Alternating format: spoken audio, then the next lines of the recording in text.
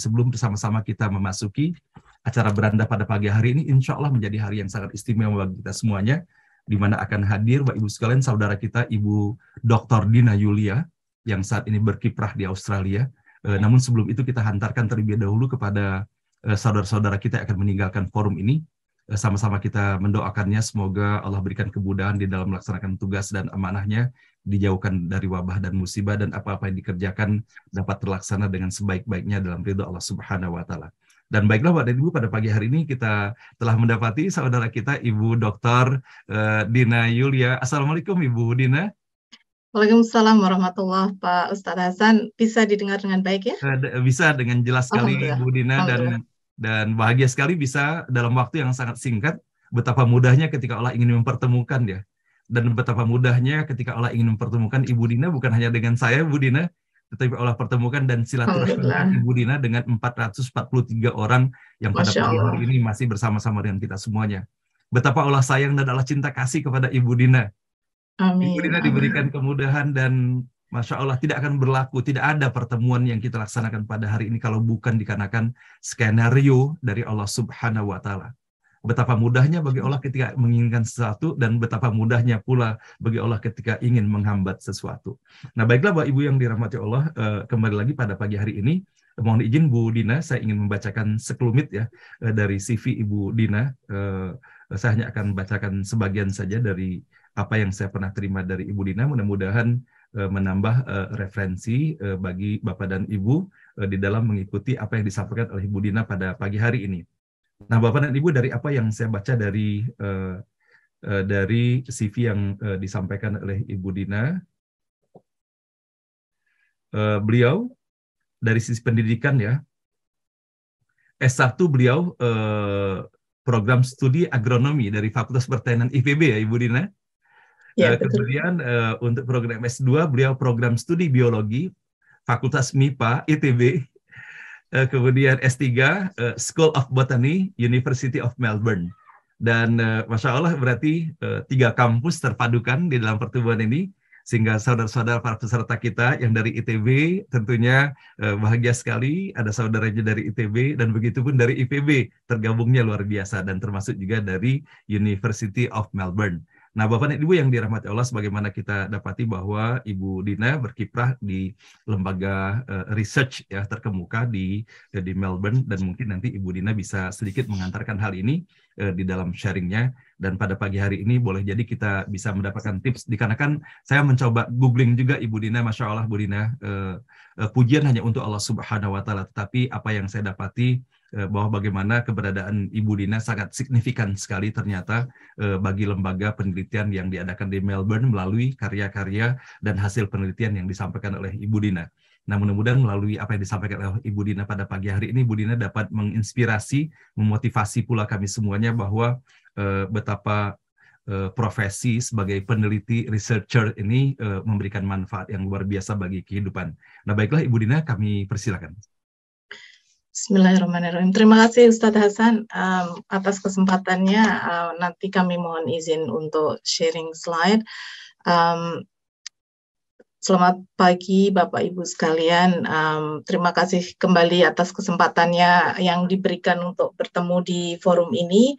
Barangkali beberapa dari Bapak Ibu sekalian ingat beberapa saat yang lalu ya Ustadz Hasan, saya di forum ini juga, dan Masya Allah, kemarin saya kaget mendapat WA dari Ustadz Hasan. Sebenarnya saya kemarin saya lagi di klinik ini tes darah ceritanya. Tetapi saya ini salah waktu karena waktu di Canberra ini berubah hari Ahad kemarin. Jadi biasanya itu 8.30. Jadi sebelum saya dipanggil oleh perawat di klinik untuk tes darah, saya coba login di Zoom di forum ini. Ternyata subhanallah harusnya 9.30 waktunya. Jadi mohon maaf Ustaz. Jadi kemarin saya mungkin masuk terlalu early. Jadi karena saya salah. Saya biasanya jam 8.30 sudah selama beberapa bulan ini, jadi selama 8 bulan, kemudian sekarang waktunya berubah menjadi 6 bulan terakhir ya. Kemudian baru Ahad kemarin berubah menjadi 9.30. Jadi kita berpaut 4 jam. Jadi mohon maaf sekali kemarin. Dan mohon maaf saya tidak membaca WA karena lagi pas dipanggil oleh perawat, lagi ngambil darah. Jadi mohon maaf saya tidak bisa menerima telepon juga Ustaz Hasan. Alhamdulillah setelah itu kita bisa berkomunikasi lagi. Jadi hari ini insya Allah Bapak Ibu sekalian, saya hanya izin untuk sharing tentang apa yang kami pelajari selama ini, dan saya juga di 10 tahun terakhir ini meneliti tentang topik ini, tetapi saya tidak akan bicara tentang detail apa yang saya lakukan karena penelitian kami ini subhanallah it's bound to agreement yang confidential. Jadi tentang detail apa yang saya lakukan saya tidak akan share di sini, tapi insya Allah saya akan share sedikit tentang apa yang saya pelajari selama ini. Yang barangkali seperti, terima kasih remindernya Ustadz Hasan, jadi mengingatkan kita bahwa ilmu kita itu sangat sedikit. Ilmu hanya kepunyaan Allah dan sedikit sekali yang kita pelajari, tapi sudah banyak sekali yang yang bisa menunjukkan kemahaan Allah itu.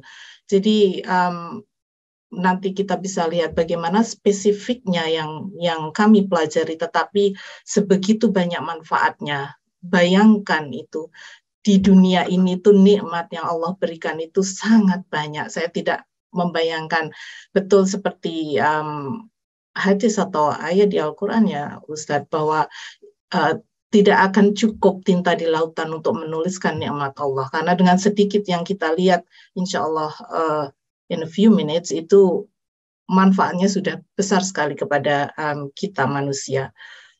Saya coba sharing screen.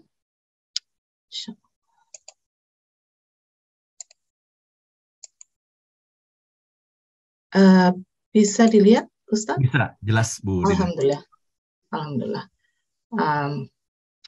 Jadi saat ini judul sharing screen saya adalah tentang dinding sel tanaman, karena sudah sekian lama saya belajar tentang dinding sel tanaman ini, dan khususnya di 10 tahun terakhir, di 11-12 tahun terakhir saya bekerja di CSIRO, itu bergabung dalam tim yang berusaha memodifikasi dinding sel tanaman di kapas untuk bisa menghasilkan kualitas kapas yang lebih baik lagi.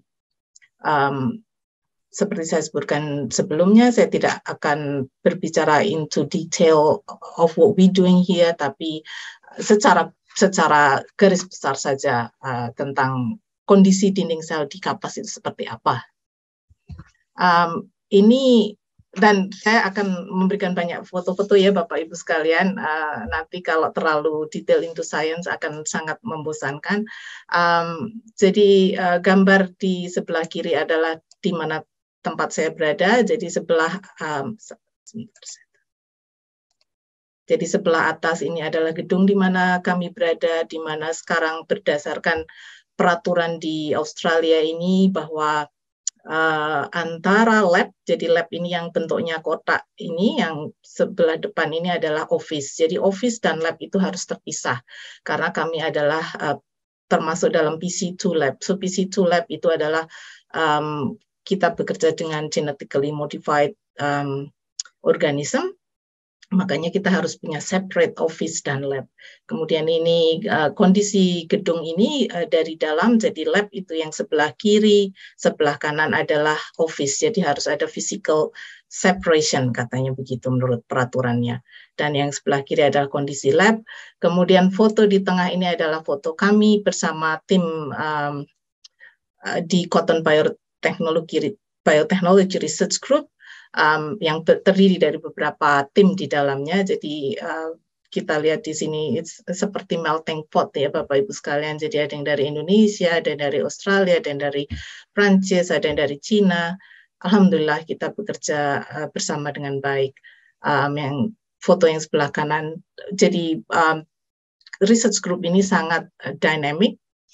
Orang pergi dan keluar dari time to time, orangnya berbeda-beda. Jadi ini tahun terakhir, kemudian ini tahun-tahun sebelumnya. Jadi ada beberapa yang sudah tidak di sini lagi dan ada beberapa yang juga yang tidak masuk dalam foto ini. Jadi kami in total mungkin sekitar 20-25 orang.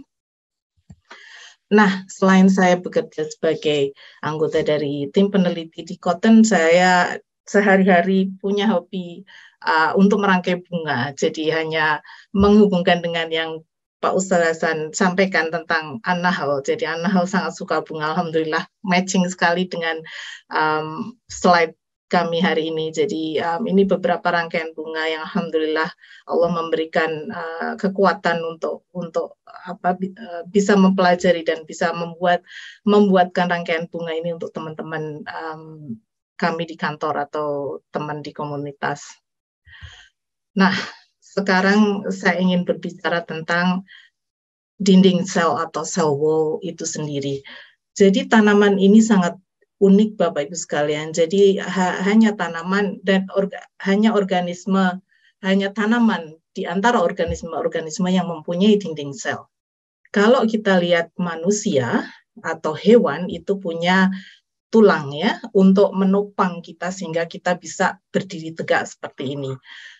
Tapi kalau tanaman tidak punya dia sistem pertulangan dalam tubuh mereka. Tetapi mereka, masya Allah, Allah menciptakan ada namanya cell wall di dalam tanaman itu.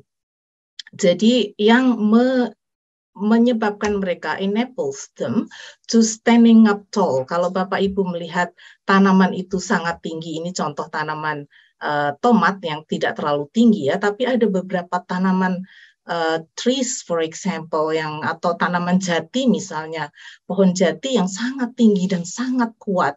Nah, itu adalah peran dari cell wall Bapak Ibu sekalian atau dinding sel. Nah, kalau kita lihat di sini misalnya kita ambil daun ya. Daun itu kita potong daunnya, ini bukan bentuk daun tomat tapi hanya contoh saja. Kemudian kita ambil daunnya. Nah, daun ini kita potong, kemudian kita iris secara cross section, kita lihat dalamnya, itu Masya Allah terdiri dari sel-sel yang bentuknya beragam, fungsinya pun juga beragam. Ada epidermal cells yang fungsinya menutupi atau melindungi sel-sel di bawahnya. Kemudian ada lagi namanya palisade cells yang dia berfungsi banyak klorofil di sini, dia banyak berfungsi sebagai alat fotosintesis. Kemudian ada vascular bundle yang ini fungsinya untuk mendistribusikan air dan mineral dan sebagainya. Kemudian ada stomata, jadi berbagai macam bentuk cells. Subhanallah, ini memang luar biasa sekali. Nah, kalau kita lihat lebih detail lagi, satu sel saja, jadi misalnya kita ambil satu sel ini, kita lihat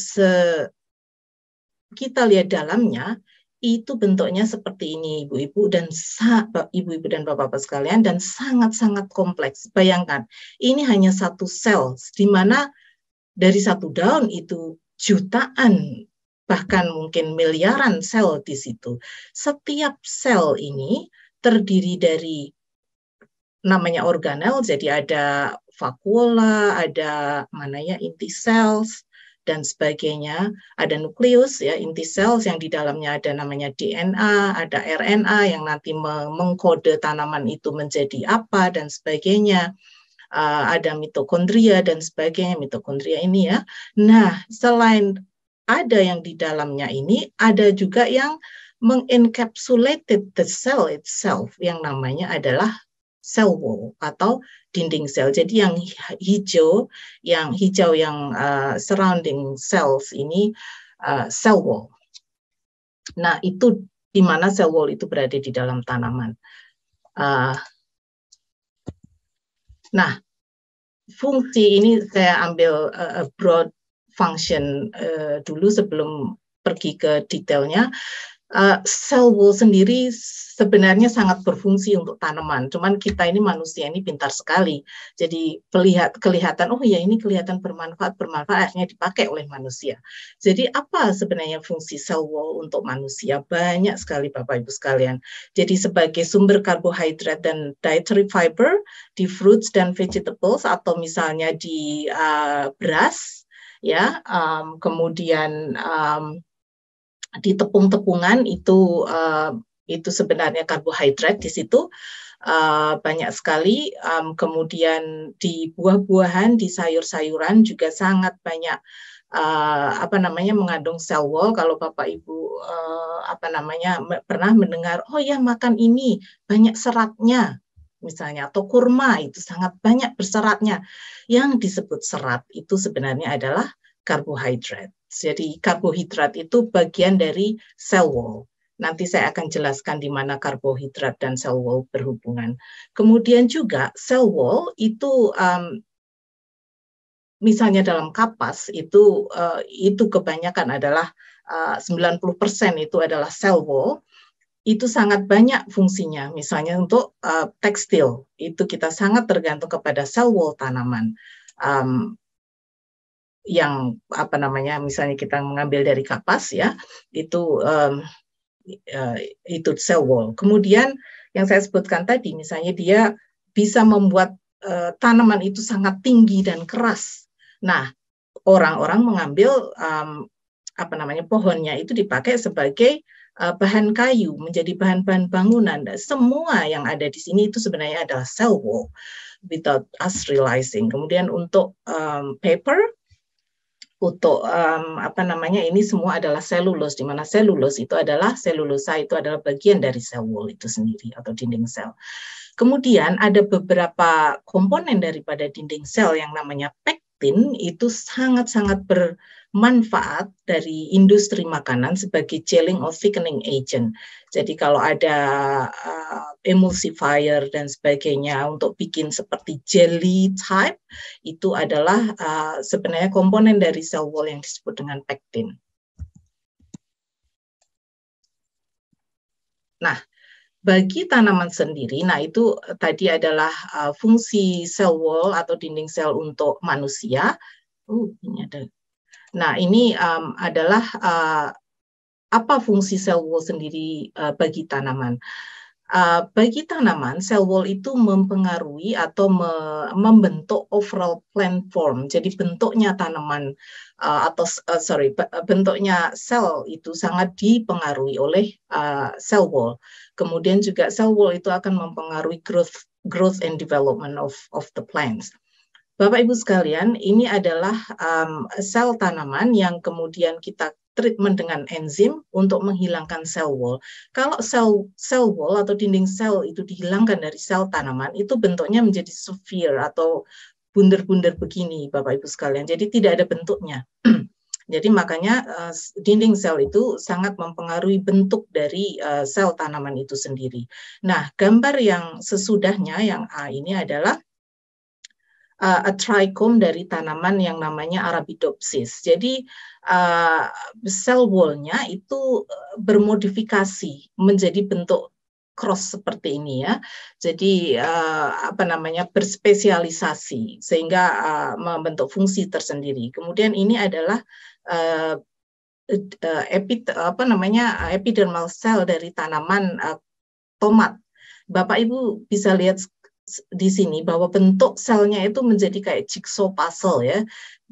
Jadi bentuknya sangat-sangat indah. Nah, bentuk yang seperti ini juga karena cell wall, karena dinding selnya sehingga dia bisa berbentuk seperti ini.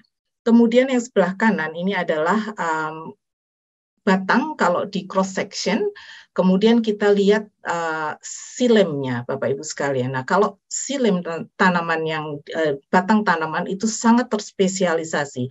Ada yang namanya pertumbuhan secondary cell wall yang membentuk seperti tubular seperti tabung yang fungsinya nanti adalah untuk menghantarkan air dan mineral dari bawah untuk ke seluruh tanaman.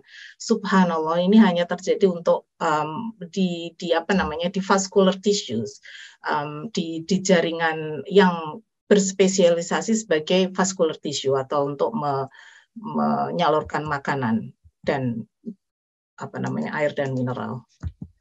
Nah, cell wall itu sangat kompleks, diverse, dan sangat dinamis. Artinya komposisinya itu berubah dengan perubahan umur misalnya. Nah, seperti kita lihat di sini, throughout growth and development, komposisi dari cell wall itu berubah-ubah. Jadi ketika dia masih muda itu komponennya A misalnya, kemudian ketika dia ripening atau malah menua, itu mengalami fruit softening. Nah, during the process ini dinding sel tanaman itu berubah-ubah, Bapak Ibu, komposisinya. Saya sendiri mohon maaf tidak mendalami tentang fruit fruit ripening dan apa yang ada di dalamnya. Saya mengambil reference dari Posey.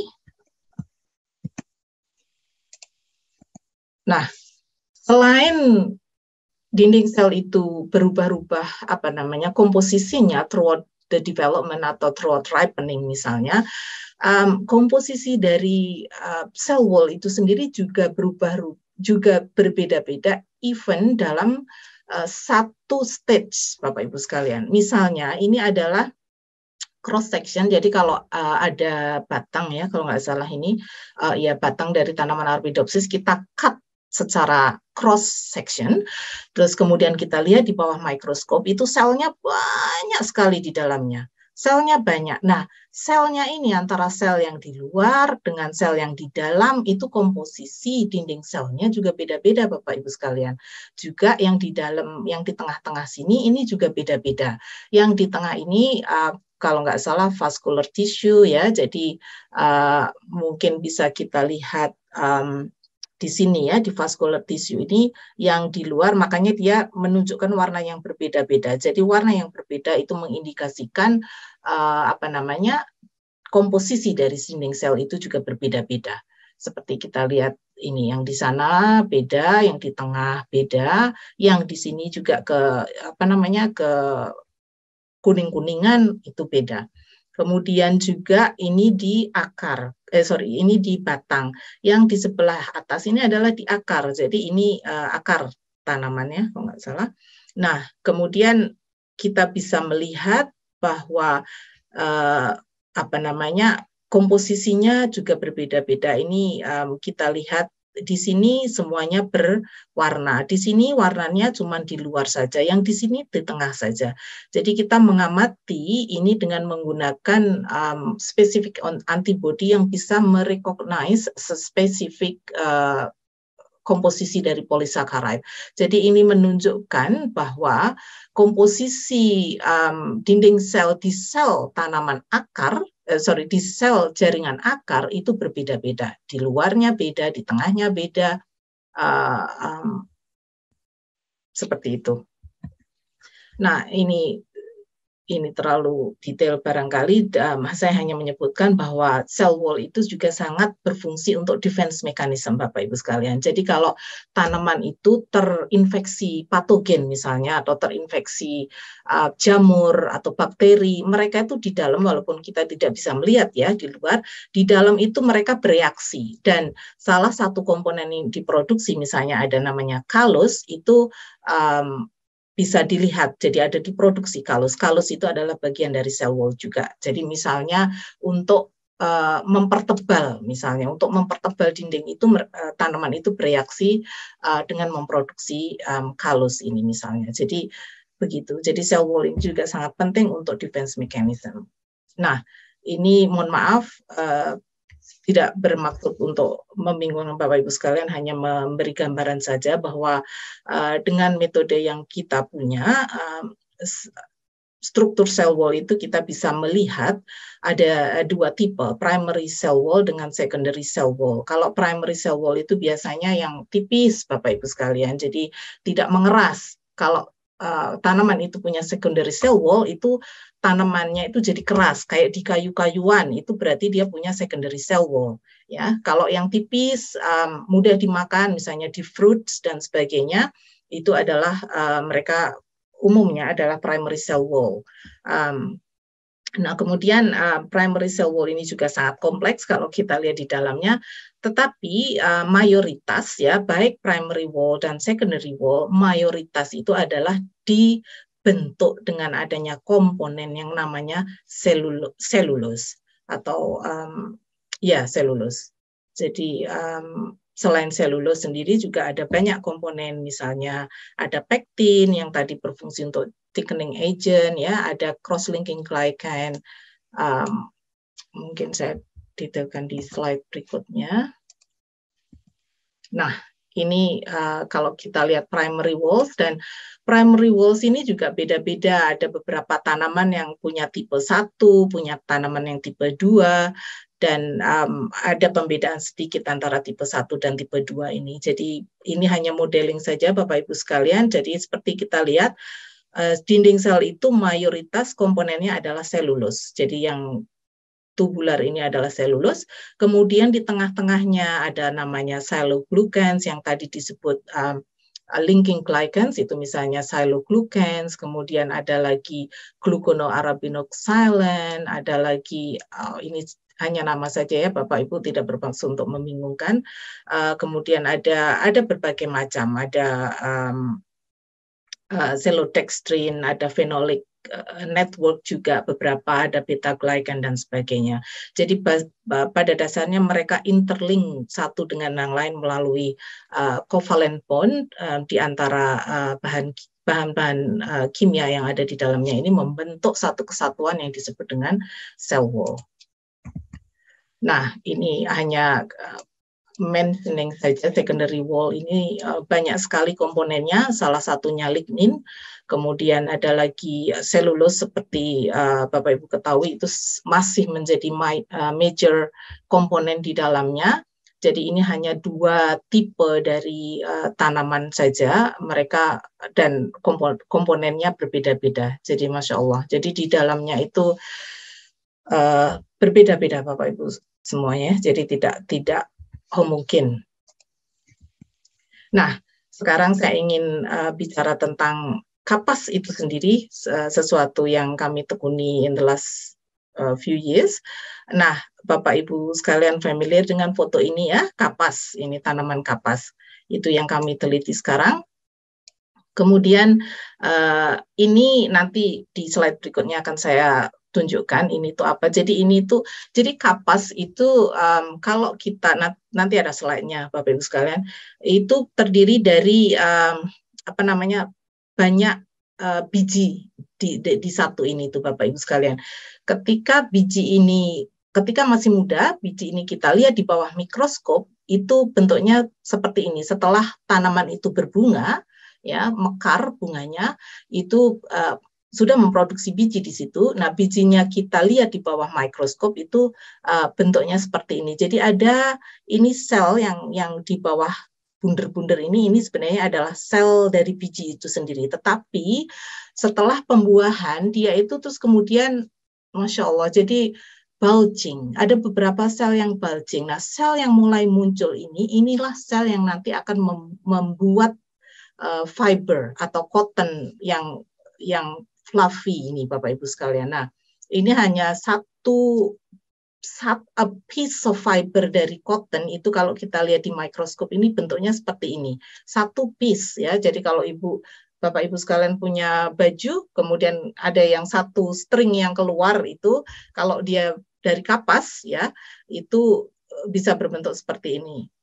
Kalau dilihat di bawah mikroskop. Kemudian nah, kualitas dari fiber atau kualitas dari serat kapas itu sangat ditentukan oleh panjangnya panjangnya serat, kemudian strength-nya, jadi kekuatannya, kemudian elongation. Elongation itu adalah kemampuan untuk memanjang ya. Jadi itu sangat ditentukan oleh komposisi dan arrangement of the cellulose microfibril tadi sudah saya sebutkan selulus menjadi bagian komponen utama di kapas. Kemudian juga cell wall thickness itu sangat mempengaruhi kualitas kapas. Kemudian juga the fineness, kehalusan dari kapas itu sendiri.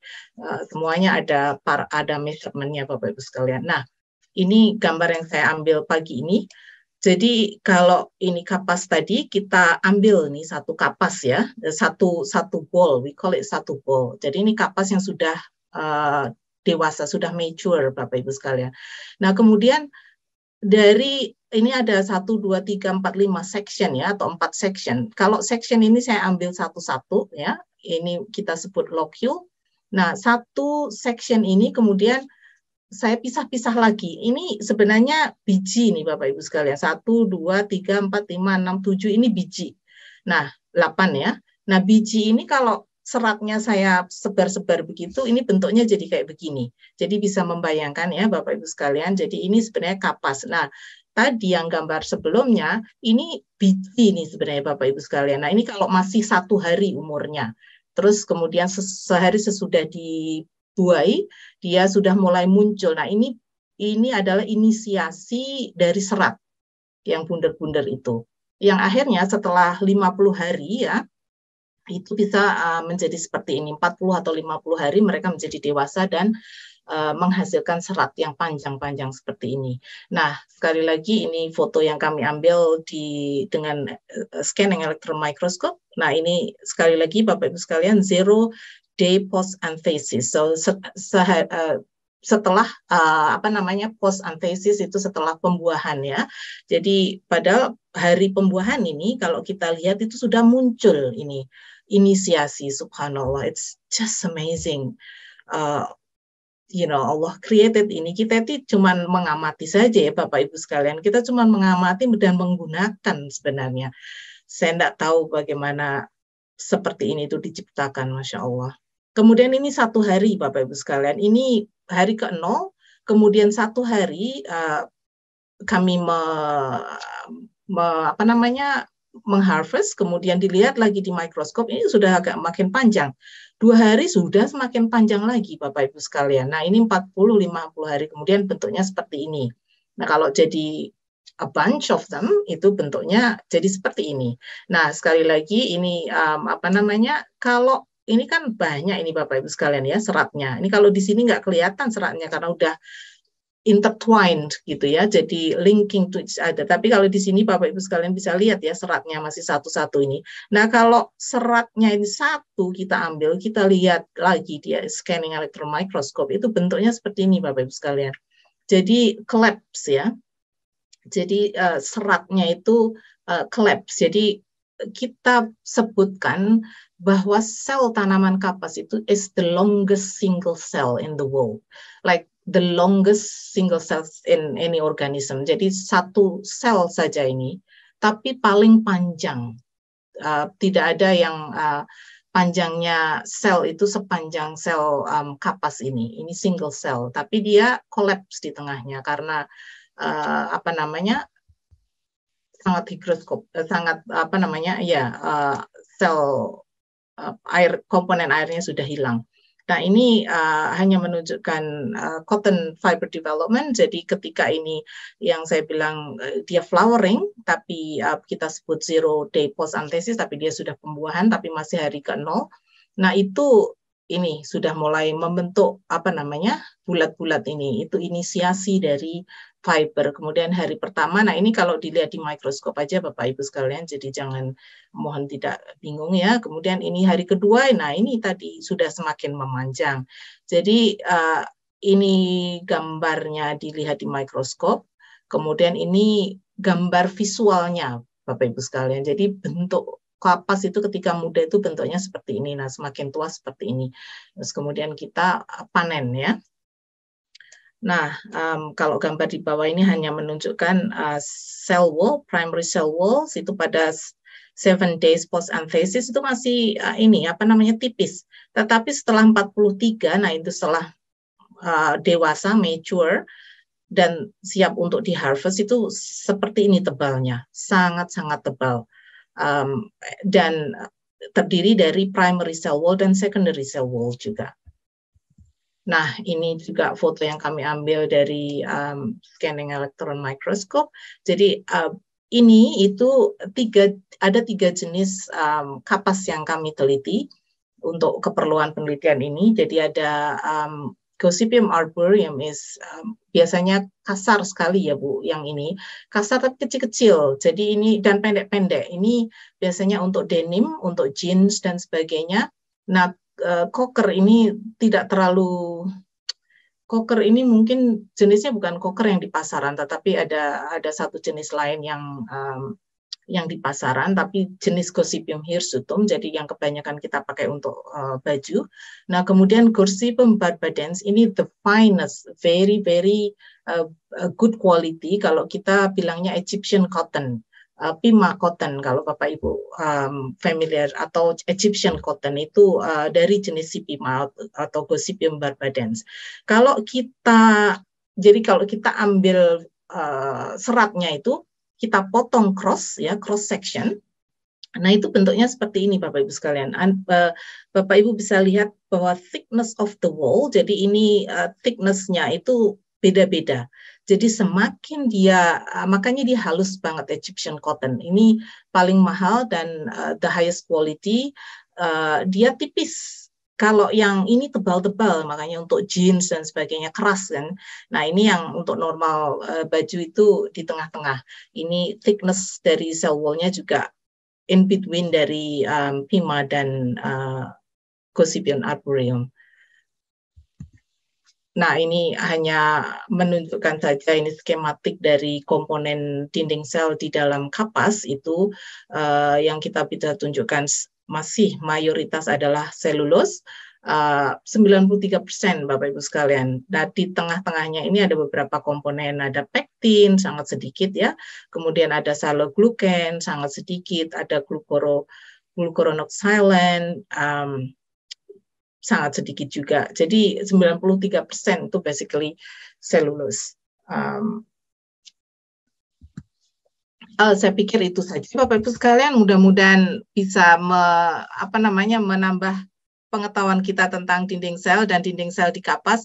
Mudah-mudahan tidak membosankan, dan slide terakhir ini hanya untuk mengirimkan tanda cinta kami dari Canberra yang sekarang lagi berbunga-bunga ya. Jadi ada festival Floreat, tulip basically, mungkin tidak seindah di Eropa, tapi ya lumayanlah bagi kita di sini untuk tombol kangen. Dan kami kirimkan beautiful flowers for Bapak Ibu sekalian. Semoga sehat selalu dan dalam lindungan Allah Subhanahu wa taala.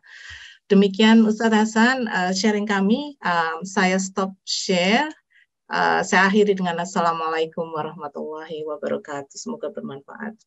Waalaikumsalam warahmatullahi wabarakatuh. Masya Allah Ibu Dina, sungguh ya tidak terbayangkan bahwa pada pagi hari ini dalam waktu yang sangat singkat sekali namun mendapatkan suguhan yang luar biasa, terutama kepada kami yang sangat awam ya terhadap dunia penelitian seperti ini, sehingga malu hati ini rasanya kalau misalnya kita melihat bahwa ketika kita misalnya melihat dedaunan misalnya yang terjatuh gitu kan ya di halaman rumah kita misalnya, boleh jadi kita melihat bahwa itu sebagai sampah dan kita sapu begitu saja misalnya ya, ataupun ketika masih hidup dan segarnya kita hanya melihat keindahan itu dari warnanya, keindahan dari bentuknya gitu kan ya, sehingga kita hanya bisa membedakan bahwa ini adalah bunga melati, ini adalah bunga mawar, ini adalah bunga anggrek gitu Bu Dina ya.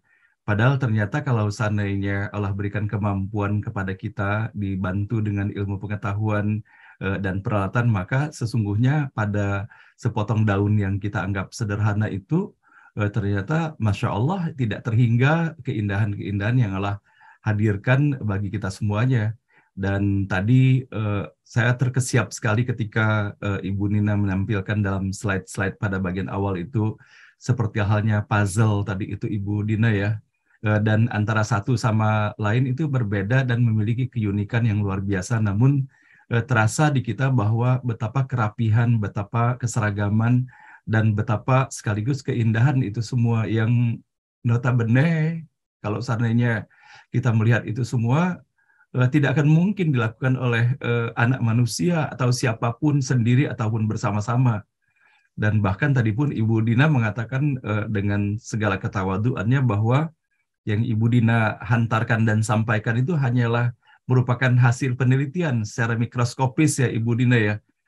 Ibu Dina tidak mengklaim bahwa ini. Nah, jadi kalau seandainya seorang Ibu Dina selaku peneliti yang Allah berikan keleluasaan yang melihat segala keindahan ciptaan Allah ini yang luar biasa gitu kan, mengakui demikian, maka apalagi kalau saya sebagai orang awam ya seperti saya dan mungkin lebih banyak lagi saudara-saudara kita semuanya gitu kan ya, maka tiada lain sesungguhnya Ibu Dina ya, kalau seandainya saya melihat dari apa yang disampaikan oleh Ibu Dina pada pagi hari ini, ketika saya menyampaikan misalnya pesan-pesan melalui ayat setiap hari, saya menjadi malu hati sesungguhnya, dikarenakan bahwa ayat-ayat Allah itu kan tidak hanya yang terdapat di dalam Al-Quran melalui teks yang kita baca, tetapi Allah tegaskan bahwa tanda-tanda Allah itu, ayat-ayat Allah itu kan selalu disampaikan inna fi dzalika laayatil liulil albab, ya kan, bahwa itulah tanda-tanda bagi orang yang terus berpikir, terus berusaha mengetahuinya.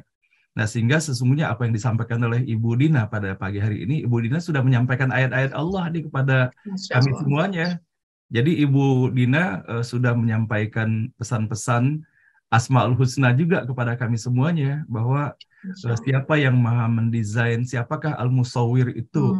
Sehingga kalau seandainya kita melihat, mencerna, saya terus terang saja tadi itu ketika melihat, belum pernah saya melihat apa yang Ibu Dina sajikan pada pagi hari ini, sehingga ketika kita melihat itu bahwa Masya Allah, Allahu Akbar, ini semua bukan manusia yang menciptakan ini, dan kalau bukan ada zat Allah yang menciptakan segala keindahan, segala keteraturan dan konsisten.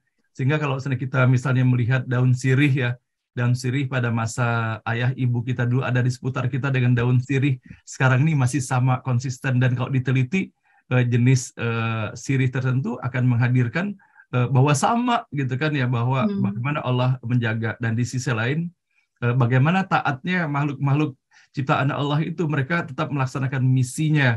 Jadi sirih dia berkembang sebagai sirih gitu kan ya. Pohon duren dia berkembang sebagai pohon duren. Dia tidak bersaing-saingan dengan satu yang sama lainnya, tetapi mereka berlomba-lomba untuk memberikan manfaat seluas-luasnya. Nah, ini saya kira Masya Allah Ibu Dina ya. Maka pada forum ini Ibu Dina, saya mohon izin menyampaikan, bila Bapak dan Ibu berkenan, yang mewakili kita semuanya menyampaikan apresiasi bukan hanya kepada Ibu Dina, kepada seluruh peneliti, bahwa fungsi peneliti keberadaannya ini kadang-kadang tidak disadari oleh masyarakat ya. Mereka hanya berada di balik di dinding-dinding laboratorium, padahal sesungguhnya dari apa yang dilakukan oleh peneliti ini, yang boleh jadi tidak banyak orang yang meminati wilayah peneliti, padahal dari apa yang dihasilkan dalam penelitian ini, Masya Allah, yang membuka cakrawala pandang pengetahuan dan mata kita semuanya. Nah, baiklah Bapak dan Ibu yang dirahmati Allah, saya kira masing-masing kita memiliki kesan yang sangat mendalam pula di dalam sama-sama kita menyaksikan yang disampaikan oleh Ibu Dina, dan betapa Ibu Dina, Masya Allah Ibu Dina, kami bangga sekali dengan Ibu Dina ya, dalam kondisi mendapatkan ujian dari Allah, tetap memberikan manfaat dan tetap bersemangat. Dan di sisi lain boleh juga kalau kami sebagai bagian dari bangsa ini, bangga sekali bahwa Ibu Dina mewakili anak bangsa ya, memberikan nama harum bagi bangsa ini dalam forum dan kancah ilmuwan internasional, sebagaimana halnya keberadaan Ibu Dina di dalam lembaga ini sendiri. Nah, Ibu Dina, pada pagi hari ini saya mendapatkan WA juga tadi itu dari salah seorang peserta kita, dan beliau berkiprah di Universitas Andalas, dan beliau menyampaikan bahwa Ibu Dina sudah diundang untuk menjadi salah satu pembicara ya dalam seminar internasional yang akan beliau laksanakan pada bulan Oktober ini, Ibu Dina ya. Mohon izin saya mengundang Ibu Eli Usman agar Ibu Eli Usman mohon kesediaannya untuk berkah silaturahmi. Nah, inilah saya ingin menampilkan Ibu Eli. Assalamualaikum Ibu Eli. Waalaikumsalam Pak Hasan. Masya Allah Ibu Eli, nama Ibu Eli sejak awal-awal NBO sudah sangat dekat di hati saya, walaupun Ibu Eli belum pernah ya sharing di dalam forum ini. Nah, Ibu Eli, silakan bersilaturahim nih dengan Ibu Dina dan berbagi untuk kami semuanya. Silakan Ibu Eli menyampaikan untuk Ibu Dina. Ya, baik. Assalamualaikum warahmatullahi wabarakatuh. Waalaikumsalam warahmatullahi wabarakatuh. Prof. Suryadi, Pak Hasan, Bu Susi, dan Ibu Bapak peserta ngaji bareng online ini. Alhamdulillah, betul-betul saya merasakan bahwa silaturahmi ini luar biasa, Pak Hasan. Ketika Bu Dina menyampaikan beliau sedang sakit itu, ada satu insting bagi saya, karena beliau ini adalah peneliti, kemudian saya ingin mengundang beliau untuk anak-anak saya di Fakultas Kedokteran yang kebetulan itu adalah mahasiswa S1 biomedis yang baru tinggal 3 angkatan. Nah, saya satu-satunya fakultas prodi biomedis ini yang di negeri hanya di Fakultas Kedokteran. Oleh karena itu, saya ingin mengundang Bu Dina sebagai stakeholder. Anak-anak saya ini nanti mau jadi apa. Nah, oleh karena itu saya coba minta nomor HP-nya ke Bu Susi dan saya menghubungi beliau untuk memberikan pencerahan buat anak-anak saya ke depan, Pak Hasan. Jadi ini layar saya masih layarnya yang dipakai untuk acara, terbalik kebetulan ini. Jadi luar biasa yang disampaikan oleh Bu Dina untuk mahasiswa Prodi S1 Biomedis saya ini, dan semuanya memberikan surprise yang luar biasa. Jarang mereka mendapatkan cara Bu Dina menanyakan, sangat menginspirasi sekali. Dan semuanya bertanya, Pak Hasan, Ibu Eli kenal di mana dengan Bu Dina gitu. Nah, luar biasa saya rasakan, dan alhamdulillah betul-betul silaturahmi ini tidak saya bayangkan saya bisa mengundang Bu Dina melalui NBO, saya kenal. Dan ada satu hal, Pak Hasan, yang paling harus dipelajari untuk mahasiswa saya, bagaimana mereka kerja keras, kemudian bagaimana membangun networking, dan yang paling penting adalah rendah hati, Pak Hasan. Nah, ini generasi yang harus kita siapkan menurut saya. Jadi apa yang disampaikan Bu Dina itu sangat menginspirasi mahasiswa saya, tidak hanya mahasiswa, dosen-dosen pada bertanya, Bu Eli kenal di mana dengan Bu Dina? Ya, katanya, kok mirip ya saudaranya Bu Eli? Masya Allah. Jadi saya bilang, aduh, benar-benar. Jadi kebetulan ada kami mengundang 4 pembicara stakeholder, dan semuanya itu luar biasa dan sangat sangat menginspirasi bagi mahasiswa dan tidak mahasiswa. Dosen juga bertanya-tanya. Alhamdulillah, Pak Hasan, pencerahan ini, dan memang dunia penelitian itu sepertinya kita tidak kelihatan ya untuk hal yang disampaikan Bu Dina dan yang disampaikan ke Pak Hasan tadi. Betul-betul jadikanlah apa yang kita pelajari dengan Prof. Nazarudin, bahwa alam ini betul-betul diberi nikmat oleh Tuhan, dan kita harus berpikir seperti Pak Hasan katakan, daun pun jatuh pasti izin Tuhan. Nah, oleh karena itu saya nantinya dengan pertemuan NBO ini ada beberapa yang akan saya undang untuk teman-teman dan mahasiswa saya di Fakultas Kedokteran. Terima kasih Pak Hasan, barangkali itu saja yang bisa sampaikan. Bu Dina, salam rindu ya. Moga-moga nanti bisa ketika Canberra. Terima kasih. Assalamualaikum warahmatullahi wabarakatuh. Waalaikumsalam warahmatullahi wabarakatuh. Ibu Eli, tadi ketika saya menyampaikan itu, saya bersemangat sekali dalam pengertian bahwa ini kita akan mendengarkan mendapati webinar yang luar biasa. Namun ketika saya melihat lagi secara lebih detail, saya sempat kaget, ternyata webinarnya sudah berlalu pada tanggal 1 Oktober kemarin. Mudah-mudahan Ibu Eli bisa memfasilitasi kita sehingga dokumentasi khususnya ketika Ibu Dina berbicara dalam forum itu bisa juga nanti dibagikan untuk kita semuanya. Nah, Ibu Dina, boleh jadi ada Ibu Dina yang ingin mengomentari apa yang disampaikan oleh Ibu Eli. Sebelum nanti saya ingin mengundang Ibu Karlina Adiwilaga, dan beliau juga adalah seorang peneliti teh. Mudah-mudahan korelasinya sangat erat nih antara apa yang dilakukan oleh Ibu Karlina dengan Ibu Dina. Kepada Ibu Dina kami persilakan. Insya Allah. Terima kasih Ustaz Hasan. Ibu Eli, Assalamualaikum warahmatullahi wabarakatuh. Bertemu lagi, Masya Allah. Ini yang saya merasa nikmat silaturahmi ini begini, Ustadz Hasan. Subhanallah, saya tidak mengira saya punya saudara di Padang ya, Ibu Eli. Dan Masya Allah, acara yang Bu Eli organize yang kemarin tanggal 1 Oktober, Subhanallah, sangat sukses kalau menurut saya ya, Bu Eli. Pembicaranya Masya Allah sangat berkompeten dan berkompeten di bidangnya. 3 pembicara yang lain, saya tidak ada apa-apanya dibanding dengan 3 pembicara yang sangat luar biasa. Mereka sangat muda-muda dan sangat insya Allah akan menginspirasi teman-teman adik-adik mahasiswa ya Bu Eli ya. Dan kemudian Bu Eli sangat luar biasa membimbing anak-anak. Alhamdulillah ada beberapa yang email saya secara pribadi menanyakan, dan itu menurut saya mengindikasikan bagaimana entusiasnya mereka ya. Barangkali ada yang tertarik sebagai peneliti juga, that's why mereka bertanya secara pribadi ya. Masya Allah Bu Eli luar biasa, semoga usaha Bu Eli dan teman-teman semua di UNAN berkah dan membawa manfaat bagi generasi muda kita, insya Allah. Demikian Ustaz Hasan. Baik. Terima kasih. Terima kasih Ibu Eli Usman. Terus terang Bapak dan Ibu kadang-kala ya di dalam memanage ya keberlangsungan acara beranda ini ya. Kadang-kadang ada satu ketika siapa ya bakal mengisi acara ini besok. Namun saya yakin bahwa Allah akan memberikan kemudahan bagi kita semuanya. Nah, sehingga kadang-kadang muncul saja tidak terduga-duga cabang-cabang baru. Nah, sehingga pada hari ini subhanallah dengan hadirnya Ibu Dina muncul Ibu Eli, sehingga sekarang ini muncul tunas cabang baru, sehingga saya bisa dapatkan narasumber melalui Ibu Eli Usman, baik Ibu Eli sendiri maupun melalui link beliau, insya Allah akan menjadi narasumber yang sangat potensial di dalam acara ngaji bareng online kita ini, khususnya acara beranda.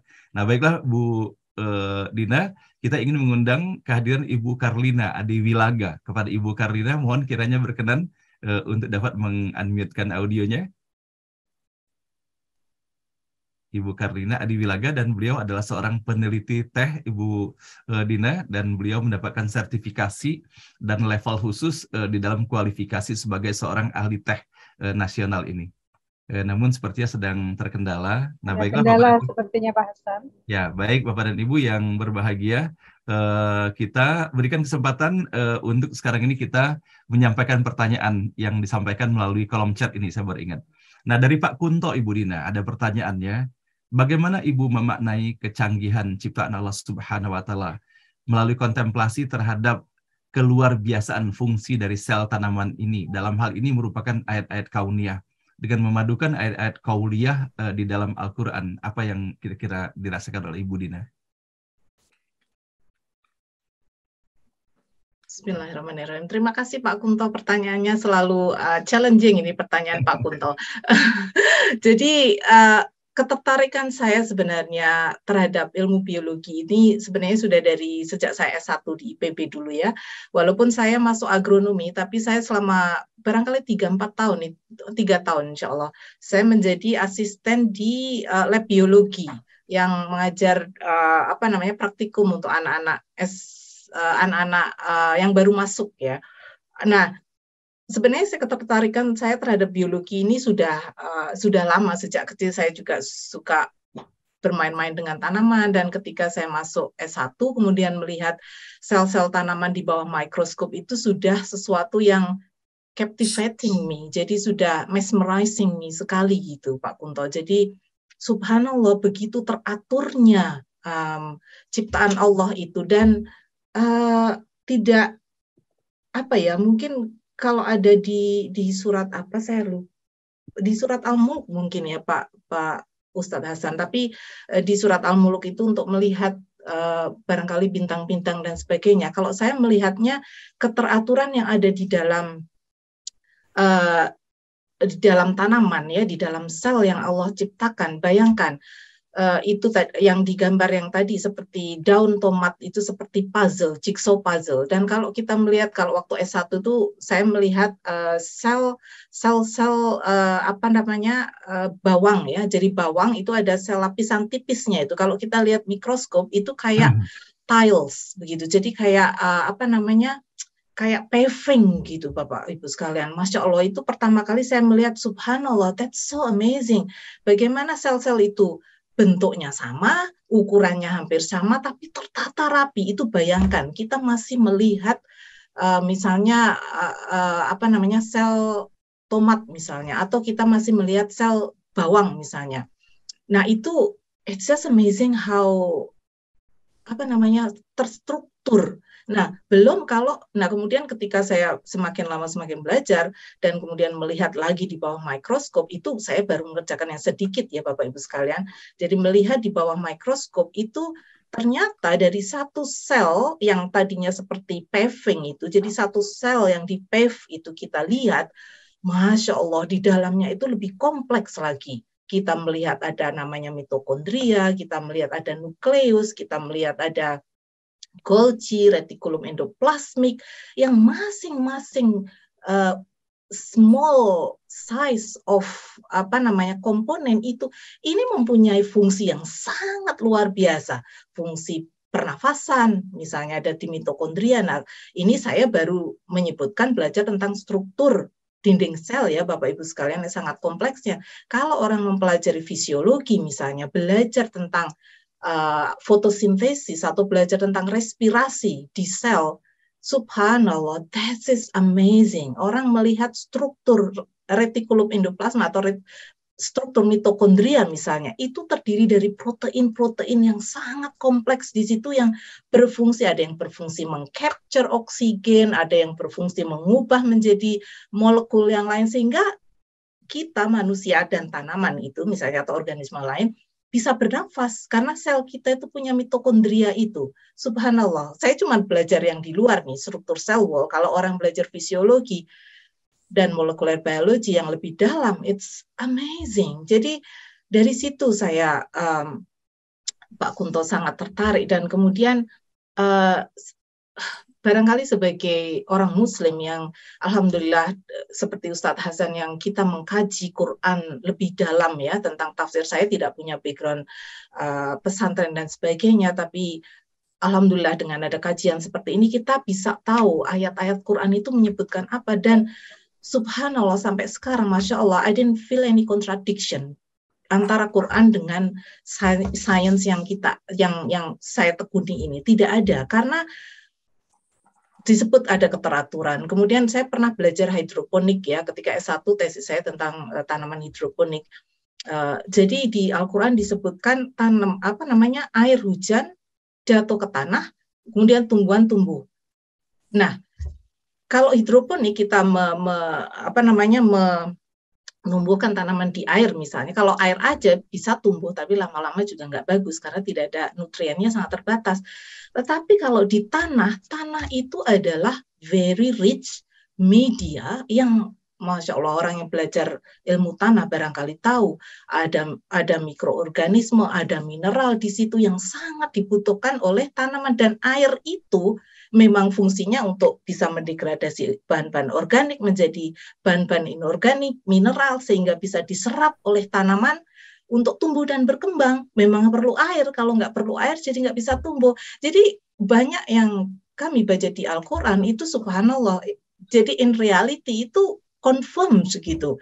Jadi so far subhanallah saya tidak merasa ada kontradiksi Pak Kunto. Mudah-mudahan saya menjawab sedikit pertanyaan Pak Kunto ya. Masya Allah. Baik. Terima kasih Ibu Dina, Masya Allah Ibu bisa menuturkan demikian runut, jelas, namun tetap dengan kesantunan yang luar biasa. Ibu Dina, ini ada dua pertanyaan berturut-turut ingin saya sampaikan, berada pada jam yang sama, pada jam 7.26. Yang pertama disampaikan oleh Bapak Hajat Santoso. Beliau menanyakan, Ibu Dina, kesimpulan bahwa tanaman yang kita ambil manfaatnya adalah dinding sel, betulkah? Apakah isi sel kemudian terpisah? Ini pertanyaan dari Pak Hajat Santoso.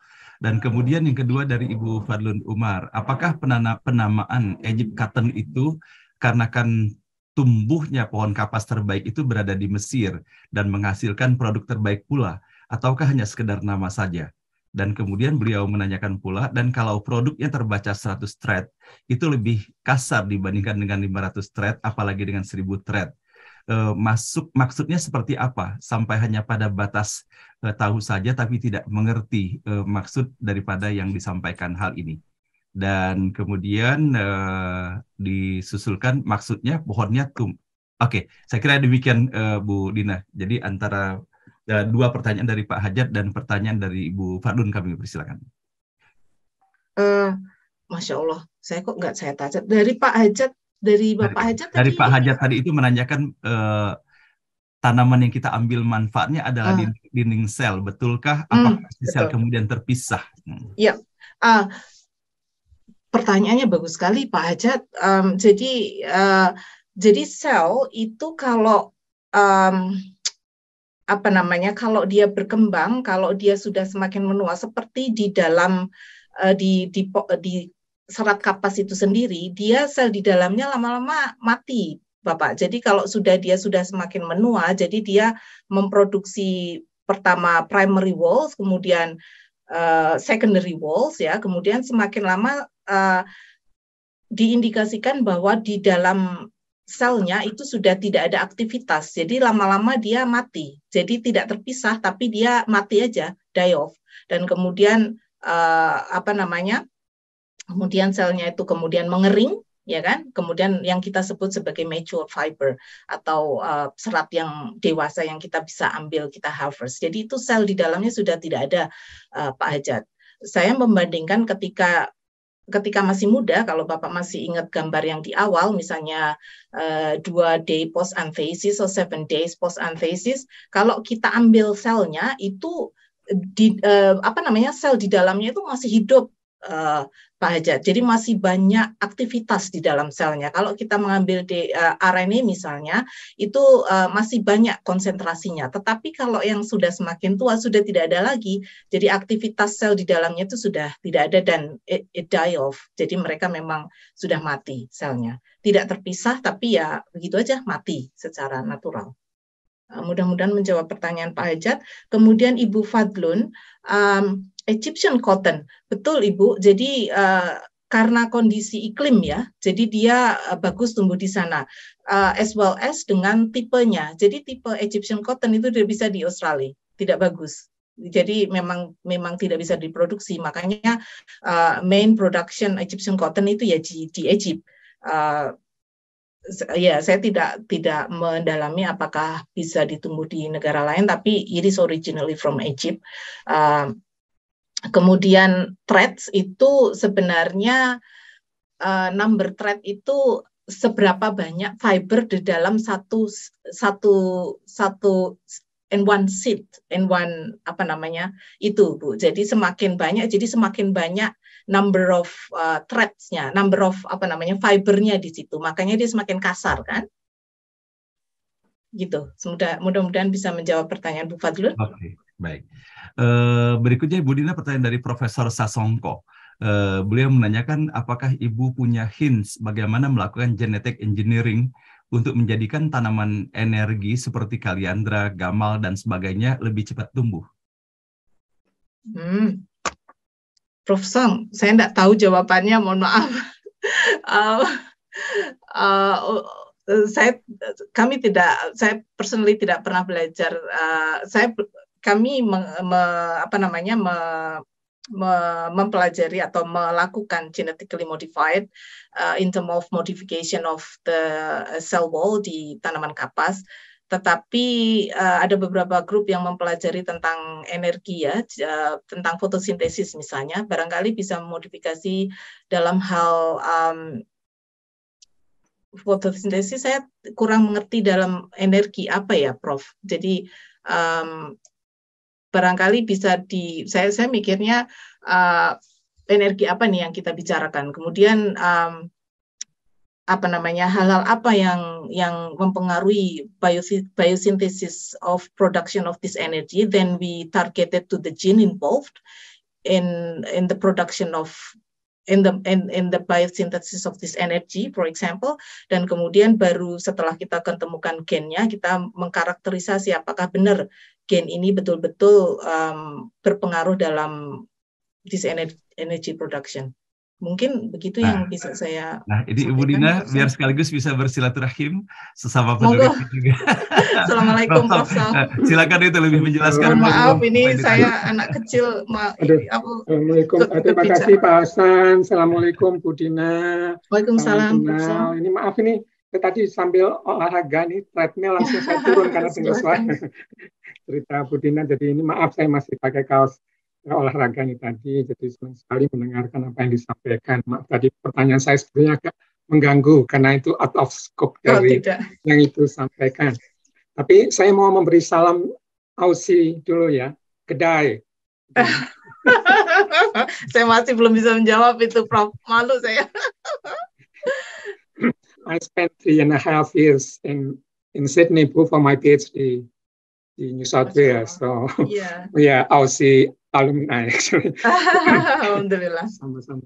Bu, tadi yang saya sebutkan karena begini Bu, kebetulan saya chemical engineer Bu. Bidang saya di energi.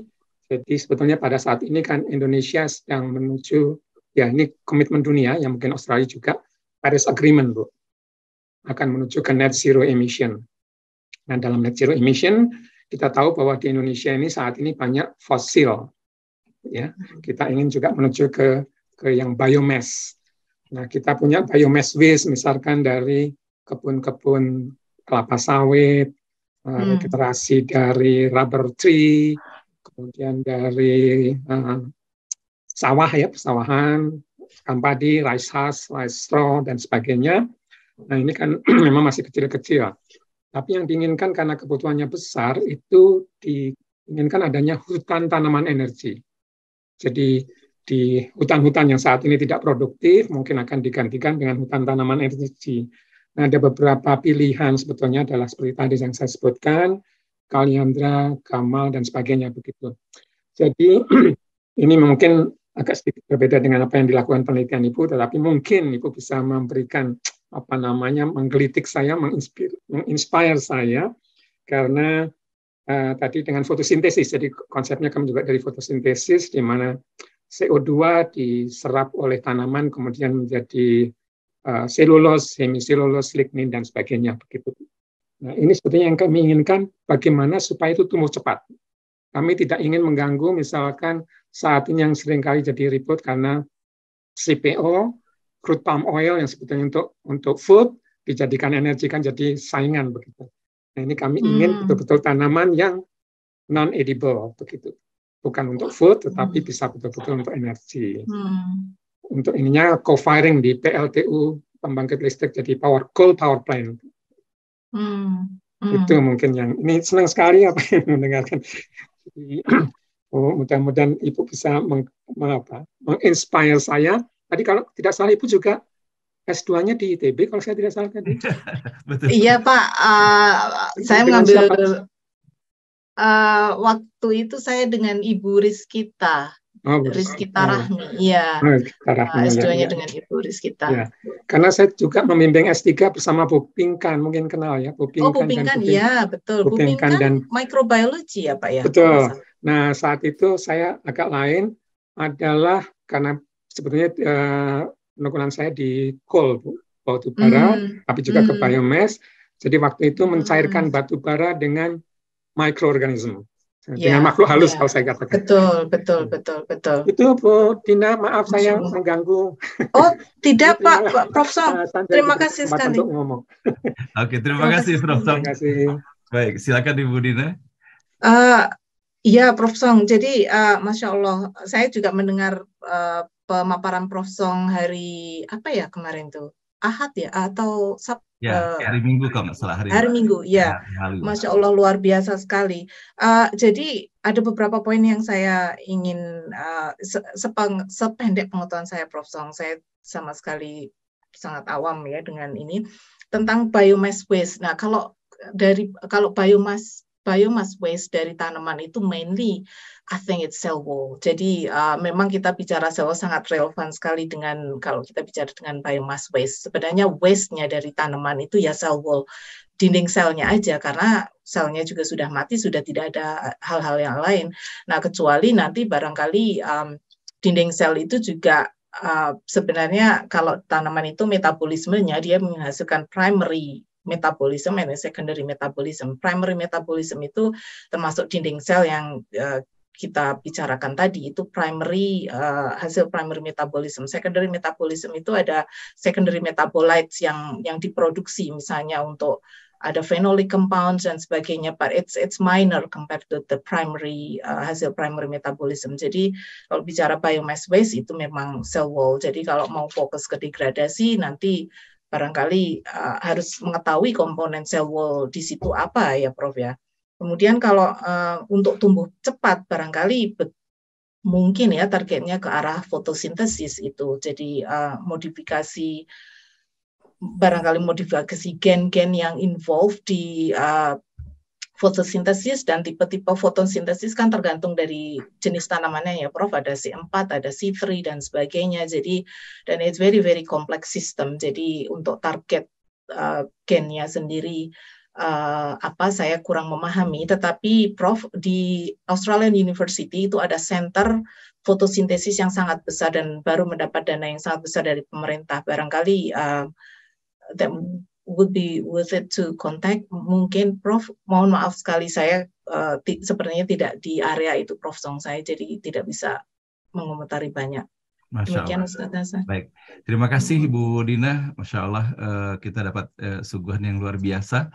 Nah ini dari Ibu Yusnidar, beliau menanyakan Ibu Dina, siapakah yang menjadi user dari hasil research yang dilaksanakan oleh Ibu Dina? Dan saya padukan saja ini dengan pertanyaan dari Pak Joyce. Ini menarik nih Bu Dina, pertanyaan dari Pak Joyce. Tadi saya sempat scroll membaca pertanyaan beliau. Apakah tumbuhan punya jiwa? Kalau perhatian lebih tumbuh dengan subur, bahkan kalau kita komunikasi dengan tanaman, pertumbuhannya lebih baik. Artinya apakah tanaman itu adalah betul-betul kita bisa berkomunikasi ya secara kehidupan dengan tanaman ini? Nah, sekiranya dua pertanyaan ini silakan Ibu Dina. Terima kasih Ustaz Hasan. Bismillah.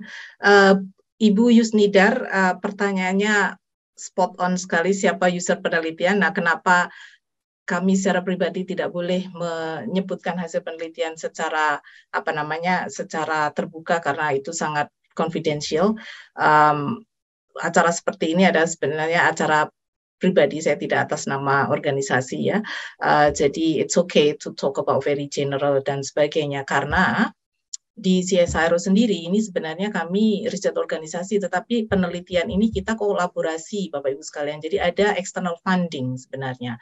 Nah, external funding kami itu adalah para farmers yang tergabung dalam namanya CSD, Cotton Seed Distribution. Jadi para cotton growers, para cotton farmers itu kayak koperasi mungkin ya. Kemudian dia bersatu, punya dana banyak, dia very structure organisasi, kemudian juga mereka menumbuhkan cotton dan juga dia memproduksi biji. Jadi produksi cotton kita itu banyak dikirim ke US Bapak Ibu sekalian ya. Dan user penelitian ini siapa? User penelitian ini ya cotton growers. Jadi karena yang bayar kita itu juga cotton growers, jadi ini 50 tahun kolaborasi. Saya cuma baru bergabung 12 tahun terakhir.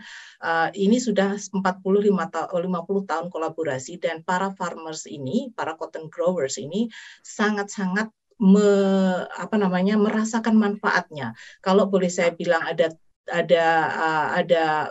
the significant contribution dari CSIRO yang selama ini sudah dilakukan. Kebetulan saya tidak dalam tim ini, adalah penelitian yang dilakukan itu gabungan CSIRO dengan CSD itu menghasilkan penurunan penggunaan pestisida sebanyak 90%, penurunan penggunaan herbisida sebanyak 60% kalau nggak salah, dan pada dasarnya apa Bapak Ibu sekalian? Kalau penurunan, kenapa dia diturunkan? Karena CSIRO telah alhamdulillah sudah membuat GM cotton yang resisten terhadap beberapa insek dan herbisida itu. Jadi dengan menurunnya penggunaan herbisida dan pestisida menyebabkan pocket money farmer ini kan menjadi meningkat ya. Jadi at the end of the day uang mereka bertambah nih, profit mereka bertambah. Makanya mereka senang berkolaborasi dan tetap memberikan funding kepada lembaga penelitian seperti ini. Nah itu usernya Ibu Yusnidar. Jadi cotton growers adalah user kami dan sekaligus yang mendanai penelitian ini sebenarnya. Kemudian pertanyaan Pak Joyce, apakah tumbuhan punya jiwa? Masya Allah Pak Joyce, is very very good question. Tapi barangkali saya belum bisa menjawab. Saya tidak tahu, tetapi saya yakin kalau, dan itu mungkin kita semua sudah alami ya, kalau kita memelihara tanaman, menyirami dengan baik, saya tidak tahu kalau bicara dengan tanaman itu apakah ada direct link. Alam saya tidak bisa menjawab di area itu Pak Joyce. Cuman kalau kita sayang ke tanaman, kemudian kita menyirami dengan baik, kemudian kita memperhatikan setiap hari kita tengok, I think logically kalau kita setiap hari kita tengok, kalau kita lihat, oh kok ini tiba-tiba ada spot putih apa ini? Oh ini kayaknya apa namanya fungus atau jamur misalnya. Terus kita dengan kasih sayang kita hilangkan jamur itu, sehingga kan tidak sakit. Yang tadinya mungkin kalau kita nggak perhatian mungkin jamur itu akan membuat tanaman menjadi layu dan sebagainya. Tapi kalau kita perhatian, kita tengok tiap hari, oh ini ada putih-putih, oh kok ini ada insek di sini, kita ambil, akhirnya tanaman menjadi sehat. Kemudian kita ngasih makanan misalnya. I think that's the way I see it, Bapak Joyce. Jadi dari segi kejiwaan sendiri, alam saya tidak tahu jawabannya, tetapi hanya dari segi logika begitu saya menghubungkannya. Alam. Begitu Ustaz Hasan. Masalah. Baik Ibu Dina, ini menarik sekali dan semangat masih sangat tinggi di dalam kita mengikuti acara ini. Dan tanpa terasa sudah persis jam 8 sekarang ini. Nah, ini boleh jadi ini mungkin pertanyaan terakhir dari Pak Gufron. Jadi beliau menyampaikan ini sebagai insinyur kimia, beliau sangat paham serat polister yang dibuat dari gas. Serat dari kapas tentunya berbeda dengan serat yang dari polister. Bagaimana kira-kira penjelasan dari Ibu Dina dalam hal ini dari sisi kebaikan, kelebihan, kekurangan antara satu dengan lainnya dilihat, mungkin boleh jadi dari sumber ketersediaannya semakin terbatas sehingga kita beralih ke polister atau mungkin ada potensi pengembangan teknologi lainnya. Silakan Ibu Dina. Terima kasih Ustaz Hasan. Pak Gufron pertanyaannya, ya Allah ini pertanyaannya sangat luar biasa sekali. Ini saya jadi malah deg-degan. Pak Gufron, sangat luar biasa antara synthetic fiber dengan natural fiber, antara polyester dengan cotton fiber misalnya. Ini lagi menjadi tren besar dan menjadi masalah kita saat ini Bapak Ibu sekalian, karena baju yang terbuat dari synthetic cotton itu kita sekarang sudah memproduksi sangat-sangat signifikan fashion waste. Dan synthetic fiber itu sangat sulit didegradasi karenanya sekarang itu trennya adalah orang kembali ke natural fiber. Tetapi kenapa kita kembali ke natural fiber seperti dari cotton, dari wool dan sebagainya? Karena itu mudah terdegradasi dan tidak membahayakan lingkungan. Karena kondisi dari fashion waste yang kita punya saat ini sudah sangat luar biasa. Akan tetapi memang banyak challenge-nya menggunakan natural fiber, misalnya dari cotton, dari wool dan sebagainya. Yang pertama mahal. Kalau synthetic fiber itu sangat murah, banyak diciptakan, dan dari segi properti yang saya tahu memang banyak kelebihan, dia stretchy misalnya, jadi gampang molor itu ya untuk olahraga dan sebagainya. Itu kita banyak menggunakan synthetic fiber karena secara properti dia memang very fleksibel. Kemudian retain heat. Jadi kalau during winter itu memang enak kalau pakai sintetik karena anget Bapak Ibu sekalian. Kalau pakai cotton itu rada dingin gitu. Nah, itu challenge kita memang sebagai kami yang meneliti. Nah, kebetulan kami sendiri, saya personally masuk tim fiber quality team yang kita berusaha untuk kalau bisa memodifikasi dari fiber quality itu menjadi yang punya properti hampir sama dengan synthetic fiber, tapi sangat sulit Bapak Ibu sekalian. Kita masih berusaha ke arah sana.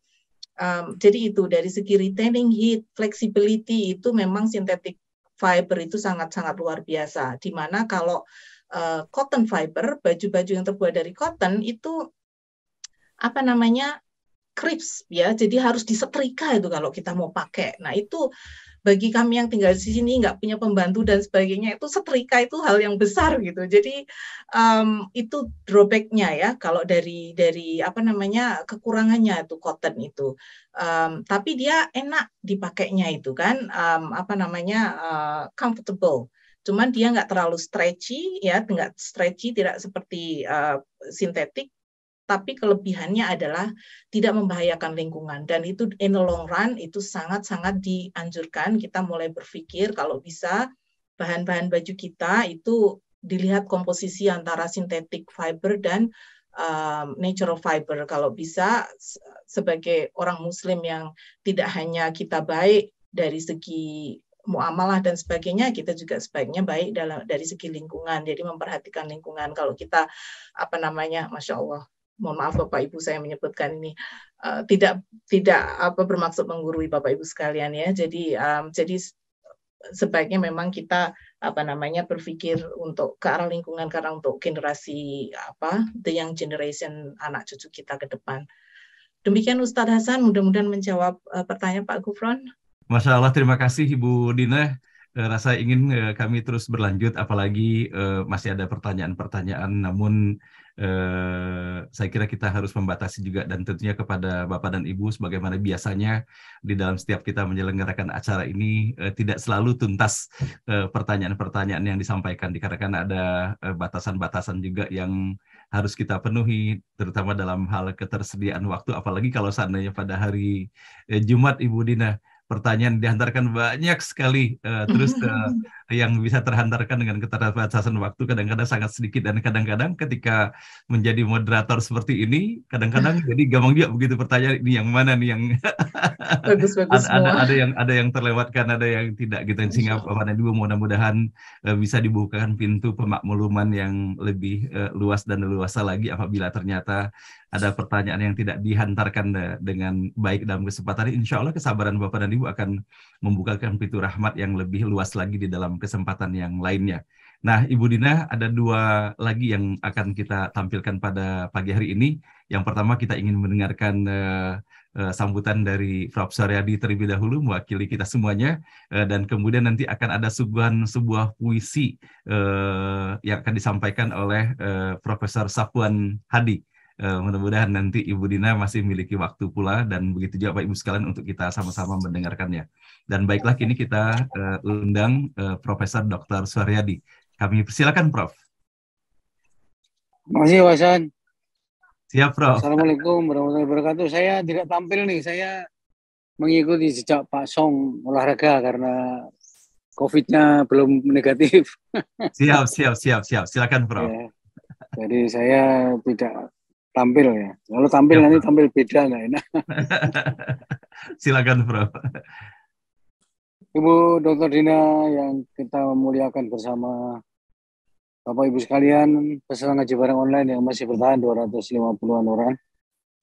Assalamualaikum warahmatullahi wabarakatuh. Waalaikumsalam warahmatullahi wabarakatuh. Saya singkat saja Pak, karena diskusi ini betul-betul sangat menarik ya. Pembicaranya luar biasa, pertanyaan-pertanyaan yang diajukan juga luar biasa. Walaupun ada pertanyaan Pak Song yang belum terjawab tuntas ya, karena Bu Dina mengakui bukan bidangnya, tapi jawabannya juga saya kira cukup memuaskan Pak Song lah, walaupun tidak puas sepenuhnya. Tapi hampir semua pertanyaan-pertanyaan dijawab dengan Bu Dina dengan sangat lugas dan sangat bagus. Karena tentu Bu Dina sebagai peneliti yang luar biasa ya, dengan pengalaman yang juga sudah berpuluh tahun di sana, menggeluti bidang biologi yang banyak orang tidak terlalu menyukai ya. Salah satu contoh Bu Dina, di Universitas Nusantara dulu ada program studi biologi sama matematika, tapi nggak ada yang daftar. Jadi akhirnya kita tutup Bu Dina ya. Jadi memang yang mencintai biologi ini secara kuantitas tidak terlalu banyak, Tetapi kita sangat memerlukan orang-orang seperti Dr. Dina yang penuh semangat ya dalam kondisi sakit. Saya tahu lagi masih tes darah terus ya. Tapi di wajahnya tidak tampak kelelahan sama sekali. Menyampaikan presentasinya dengan sangat gamblang ya. Orang yang awam terhadap masalah cell wall aja mendengar apa yang diuraikan Bu Dina, kita jadi manggut-manggut. Paling tidak manggut-manggut sok tahu gitu ya. Tapi itu yang terjadi. Jadi saya justru ingin mau menanyakan Bu Dina ya. Kalau Pak Song tadi menanyakan energi dari tumbuh-tumbuhan menggantikan palm oil dan segala macam, saya ingin menanyakan energi Bu Dina itu dari mana itu? Dalam kondisi sakit tapi energinya itu sangat tidak kalah dengan yang sehat-sehat. Itu luar biasa ya. Dan menjelaskannya begitu luar biasa ya. Kalau Prof. Thomas dulu ahli antariksa, itu sejak SMP sudah tertarik karena baca-baca gambar-gambar indah dari bulan, bintang, dan galaksi dan lain sebagainya. Sehingga terus tersalurkan di ITB, S1, S2, S3-nya semua mengeluti antariksa sehingga beliau salah satu yang ahli di bidang antariksa di Indonesia. Nah, Bu Dina ini tadi sudah ceritakan memang ngambil agronomi tapi jadi asisten biologi sehingga kemudian ketertarikan kepada biologi lebih intens ya. Dan kemudian menggeluti betul dan mengambil S2, S3-nya sudah menjurus ke masalah biologi ya. Jadi itu Bu Dina, pertanyaan terakhir dari saya itu aja. Untuk memberi inspirasi kepada siapapun bahwa segala sesuatu kalau ditekuni dengan sungguh-sungguh itu akan menghasilkan sesuatu yang sebenarnya orang banyak meremehkan, tapi diuraikan oleh Bu Dina seperti itu, jadi sangat tertarik kita. Bahasan mengulas daun yang jatuh, ternyata dengan uraian Bu Dina, kita berpikir lagi untuk menyikapi berbagai hal yang ada di lingkungan kita. Termasuk pertanyaan Pak Gufron terakhir tadi memang menggelitik ya, antara sintetis sama alami yang Katen tadi. Dan masing-masing mempunyai plus minusnya, tetapi yang minusnya sintetis pasti memang daya urainya menjadi sangat lambat atau bahkan banyak yang tidak bisa diurai sama sekali. Tapi ini tantangan bagi kita semua karena Bu Dina sendiri karena risetnya luar biasa sehingga lebih baik riset daripada yang menyetrika baju ya, sehingga banyak memakai yang sintetis ya, dan lebih hangat kalau musim dingin. Nah ini kira-kira komentar saya Pak Ustadz Hasan karena waktu juga yang membatasi kita. Jadi terima kasih atas nama teman-teman ngaji bareng online Bu Dina atas presentasi yang luar biasa. Sambil kita selalu ikut mendoakan supaya Bu Dina segera sehat kembali, segar bugar dan terus bisa meneruskan apa yang telah dirintis selama ini sampai tuntas, sampai kapan nanti Allah menentukan takdirnya. Terima kasih Pak Hasanuddin, Bapak sekalian. Assalamualaikum warahmatullahi wabarakatuh. Waalaikumsalam warahmatullahi wabarakatuh. Terima kasih Prof. Suharyadi. Semoga Prof. Semakin sehat dan segera negatif pada PCR berikutnya. Dan dengan CT 31 insya Allah ya, dalam 2-3 hari dengan disiplin nutrisi yang baik insya Allah segera negatif. Dan baik kepada Ibu Dina, kami persilakan Ibu Dina menanggapi apa yang dikemukakan oleh Prof. Suharyadi. Terima kasih Ustadz Hasan. Assalamualaikum Prof. Suharyadi. Terima kasih sekali komentarnya yang very complimentary. Tentu saya tidak ada apa-apanya dibanding dengan nikmat Allah yang sudah diberikan kepada kita semua. Prof. Suharyadi, semoga lekas sembuh. CT 31 itu alhamdulillah sudah mendekati ya. Jadi cycle threshold, kami melakukan PCR itu tiap hari, tapi PCR-nya untuk melihat gen tanaman. Kalau ini CT COVID ini untuk melihat gen COVID ya. Jadi CT 31 insya Allah sudah sedikit RNA-nya didetekted di situ. Jadi insya Allah sebentar lagi jumlahnya sudah semakin berkurang. Semoga Prof. Suharyadi lekas membaik. Semoga Allah segera mengangkat penyakitnya. Dan mohon maaf kepada Bapak Ibu sekalian jika ada kata-kata yang salah selama penyampaian materi dan kami tidak bermaksud menggurui dan semoga bermanfaat. Demikian Ustadz Hasan. Terima kasih. Assalamualaikum warahmatullahi wabarakatuh. Waalaikumsalam warahmatullahi wabarakatuh. Terima kasih Ibu Dina atas paparan yang luar biasa dan terutama silaturahim ya Ibu Dina ya, silaturahim antara Ibu Dina dengan kami semuanya dan begitu sebaliknya kami semuanya dengan Ibu Dina. Mudah-mudahan Allah rahmati silaturahim kita pada pagi hari ini dan Allah berikan bonus melalui materi yang Ibu Dina hantarkan kepada kita semuanya. Nah, sebagaimana yang saya sampaikan walaupun hari telah menunjukkan jam 8.14, saya sudah berjanji kepada Prof. Safwan Hadi untuk menghadirkan puisi beliau kalau tidak salah terkait dengan Maulid Nabi kepada Prof. Safwan. Kami persilakan Prof untuk meng-unmute-kan audionya. Silakan. Assalamualaikum warahmatullahi wabarakatuh. Waalaikumsalam warahmatullahi wabarakatuh. Sehat selalu ya Prof. Alhamdulillah Pak Hasan. Alhamdulillah. Terima kasih telah memberikan kesempatan saya pada pagi hari ini. Tapi sebelum saya menyampaikan puisi saya ingin menyampaikan terima kasih saya pada Bu Dina. Terima kasih banyak Bu Dina atas presentasi yang sangat kreatif dan saya banyak belajar dari presentasi Ibu. Saya melihat dalam presentasi Ibu itu sebenarnya Allah yang menunjukkan kebesaran dirinya melalui penelitian Ibu. Inspirasi berupa ilham ide yang Ibu dapatkan itu datang dari Allah. Jadi sebenarnya kita bersama pagi hari ini menyaksikan bagaimana Allah mengungkapkan kebenarannya, kebesarannya, kemahakuasaannya melalui hamba-hambanya. Salah satunya adalah Bu Dina, dia sebagai peneliti di Australia. Saya kagum dan berterima kasih. Dan saya bertambah yakin bahwa benaran Al-Quran itu adalah benar. Dan ayatnya itu adalah ayat-ayat dari Al-Quran dan di alam semesta tempat kita berada. Terima kasih Bu Dina. Terima kasih sekali. Pak Hasan, hari ini saya tidak membacakan puisi untuk menyambut Nabi, tapi saya akan menyampaikan puisi untuk Pak Hasan dan Bu Lena yang kemarin berbahagia merayakan syukuran hari perkawinan yang ke-38. Jadi izinkan saya akan menyampaikan puisi itu khusus untuk Pak Hasan dan Bu Lena. Masya Allah, terima kasih Prof. Semoga berkenan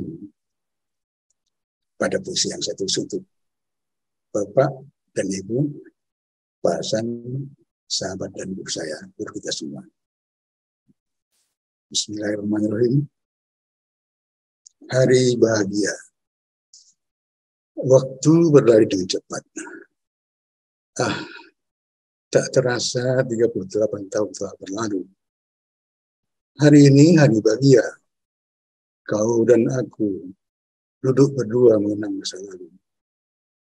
Burung-burung surgawi bernyanyi, saksikan dua insan berjanji hidup semati. Membentuk rumah tangga bahagia berlandaskan cinta. Kau dan aku, dua jiwa menjadi satu, merajut cinta menuju surga. Lebur dalam cinta, bahagia selamanya. Sayang, di hari yang berbahagia ini, genggamlah tanganku, pejamkan matamu. Lihatlah cinta yang telah kita bina bersama sepenuh hati dan jiwa. Rasakan cinta kita menggema di mana-mana di alam semesta. Tebarkan rasa cinta ini kepada sesama, agar kita selalu dapat merasakan cinta dan kasih sayangnya. Bakarlah dengan kobaran api cinta segala sesuatu, kecuali wajah sang kekasih yang abadi, sumber segala cinta, agar pintu rumahnya terbuka saat kita kembali kepadanya. Jangan kau tahan cinta ini hanya untuk kita berdua saja. Umbarlah, tebarkan rasa cinta kita kepada semua orang. Mari kita jadi cinta lagi sayang. Mari kita tebarkan cinta ke seluruh dunia. Mari kita bangun cinta sepanjang hari. Tumbuhkan cinta di setiap hati. Hanya cinta yang dapat membuat dunia tersenyum bahagia. Puisi untuk Pak Hasan dan Bu Lena yang berbahagia di ulang tahun perkawinan yang ke-38. Semoga rumah tangga Pak Hasan dan Bu Lena langgeng dan penuh berkah. Amin. Bandung, 5 Oktober 2022, Safwan Hadi. Semoga Pak Hasan dan Bu Lena berkenan menerima puisi persembahan saya untuk Pak Hasan dan Bu Lena.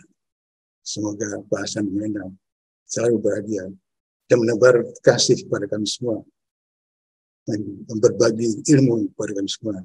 Amin.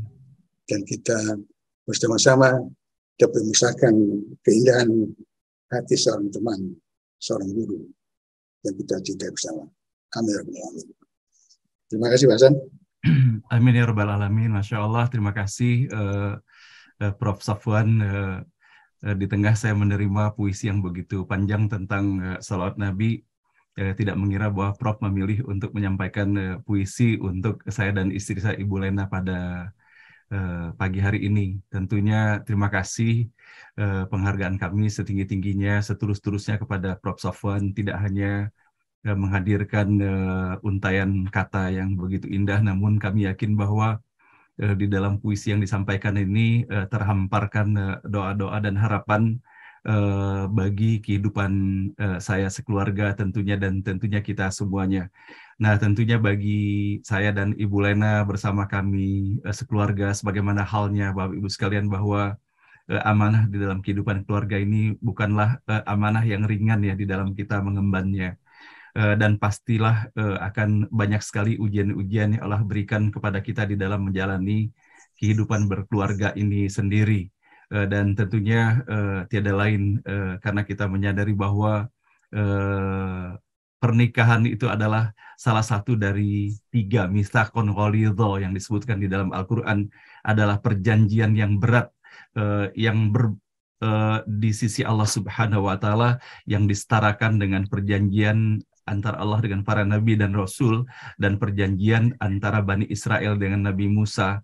Maka tentunya di balik ini semua tentunya banyak sekali ujian yang Allah berikan kepada kami sekeluarga khususnya, dan kepada kita yang menjalani kehidupan rumah tangga ini. Namun dengan keberadaan doa dari Prof. Safwan serta Bapak dan Ibu sekalian, maka sebagaimana yang kita dapati di dalam Al-Quran bahwa ujian itu adalah sebuah keniscayaan. Namun semoga sebagaimana kita dapati pada pagi hari ini, tadi digarisbawahi oleh Prof. Suharyadi, bahwa bagaimana Ibu Dina, bagaimana beliau dalam ujian sakit namun tetap bersemangat, maka demikian pula sepatutnya kita semua di dalam menyikapi kehidupan ini. Doa-doa dari Prof. Safwan dan juga dari doa Bapak dan Ibu semuanya yang boleh jadi sebagian besar belum bisa terbalaskan satu persatu. Semoga Allah Subhanahu wa Ta'ala yang membalaskan segala perhatian dan doa ini dengan berlipat ganda kebajikan, kebahagiaan dalam kehidupan berkeluarga, dalam kesehatan, dalam hal kemuliaan, keistiqomahan dalam iman dan Islam bagi Bapak dan Ibu serta kita semuanya. Dan tentunya kami sekeluarga juga, saya pribadi tentunya banyak sekali Bapak dan Ibu kekurangannya di hadapan Allah Subhanahu wa Ta'ala. Maka pada kesempatan pada pagi hari ini pun saya bersama Ibu Lena dan kami sekeluarga mohon maaf lahir dan batin apabila di dalam sikap dan cara kadang-kadang dalam bertutur ataupun mengambilkan keputusan ada hal-hal yang mungkin tidak cocok, tidak berkenan pada Bapak dan Ibu. Namun kami merasakan sekali keberadaan Bapak dan Ibu semuanya di dalam forum ini. Boleh jadi itulah yang merupakan pembuka pintu rahmat Allah yang kami rasakan di dalam kehidupan saya pribadi bersama Ibu Lena dan juga kami sekeluarganya. Mudah-mudahan kebersamaan kita dalam forum ini membukakan pintu rahmat Allah, dan kita dihimpun bukan hanya merasakan kebahagiaan dalam kebersamaan kita di forum ngaji bareng online ini, namun semoga yang hadir setiap pagi bersama-sama kita semuanya ini adalah saudara-saudara surga kita semuanya. Allah bangkitkan kita di tempat yang indah nantinya dalam kebahagiaan kehidupan di jannahnya Allah Subhanahu wa taala. Terima kasih Prof. Safwan. Nah, baiklah Bapak dan Ibu yang dirahmati Allah, bersyukur ya kita kepada Allah Subhanahu wa taala bahwa pada pagi hari ini kita mendapatkan pencerahan yang luar biasa, dan bahwa betapa ketika Allah berkehendak diberikannya kemudahan yang luar biasa, termasuk juga di dalam kita mendapati Ibu Dina hadir pada pagi hari ini. Begitu mudahnya, begitu simpelnya proses di dalam meminta beliau untuk berbagi kepada kita semuanya di dalam forum ini, dan bahwa betapa beliau telah menyampaikan ayat-ayat Allah sesungguhnya pada pagi hari ini untuk kita semuanya. Dan dari apa yang disampaikan oleh Ibu Dina pada pagi hari ini, beliau menggarisbawahi dan juga disampaikan oleh beberapa pembicara kita bahwa tidak ada kesia-siaan dari segala sesuatu yang Allah hadirkan di dalam kehidupan di dunia ini. Tadi sama-sama kita mendengarkan bahwa bagaimana Ibu Dina menyampaikan dengan yakin dan pasti bahwa inilah sesungguhnya yang Allah sebutkan di dalam surah Al-Mulk, sebagaimana Allah menyampaikan alladzi khalaqal mauta wal hayata liyabluwakum ayyukum ahsanu amala wa huwal azizul ghafur alladzi khalaqas sab'a samawatin tibaqa ma tara fi khalqir rahmani min tafawut farji'il basara hal tara min futur tsummarji'il basara karratani yanqalib ilaikal basara khasi'aw wa huwa hasir. Allah yang menciptakan mati dan hidup untuk menguji kamu. Siapa di antara kamu yang lebih baik amalnya? Dan Dia Maha Perkasa, Maha Pengampun. Yang menciptakan 7 langit berlapis-lapis. Tidak akan kamu lihat sesuatu yang tidak seimbang pada ciptaan Tuhan yang Maha Pengasih. Maka lihatlah sekali lagi, adakah kamu lihat sesuatu yang cacat? Kemudian ulangi pandanganmu sekali lagi dan sekali lagi. Niscaya pandanganmu akan kembali kepadamu tanpa menemukan cacat, dan pandanganmu dalam keadaan letih. Dan inilah yang Allah hantarkan kepada kita semuanya, dan Allah tegaskan dalam ayat yang sering sekali kita baca dalam forum ini. Inna fi khalqis samawati wal ardi wa ikhtilafil laili wan nahari laayatil liulil albab.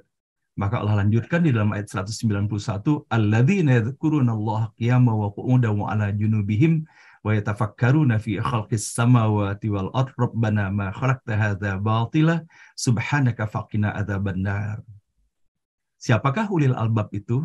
Ulil albab adalah orang-orang yang mengingat Allah sambil berdiri, duduk, atau dalam keadaan berbaring, dan mereka memikirkan tentang penciptaan langit dan bumi, seraya berkata, ya Tuhan kami, tidaklah engkau menciptakan semua ini sia-sia. Rabbana ma khalaqta hadza batila subhanaka faqina adzabannar. Maha suci Engkau ya Allah, lindungilah kami dari azab api neraka.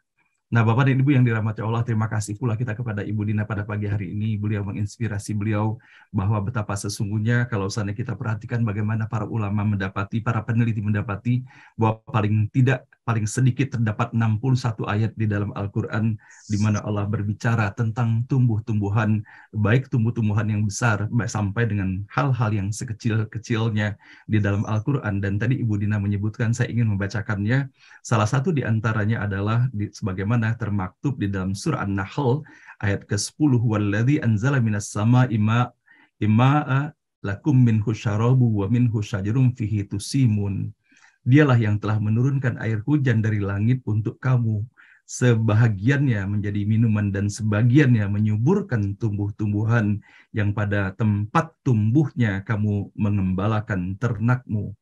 Dan begitu juga kita bisa mendapati bahwa bagaimana selain daripada ayat ke-10 pada surah An-Nahl ini, kita dapati pula di dalam ayat ke-11 sebagai contohnya, Dia menumbuhkan bagi kamu dengan air hujan itu tanam-tanaman zaitun, kurma, anggur, dan segala macam buah-buahan.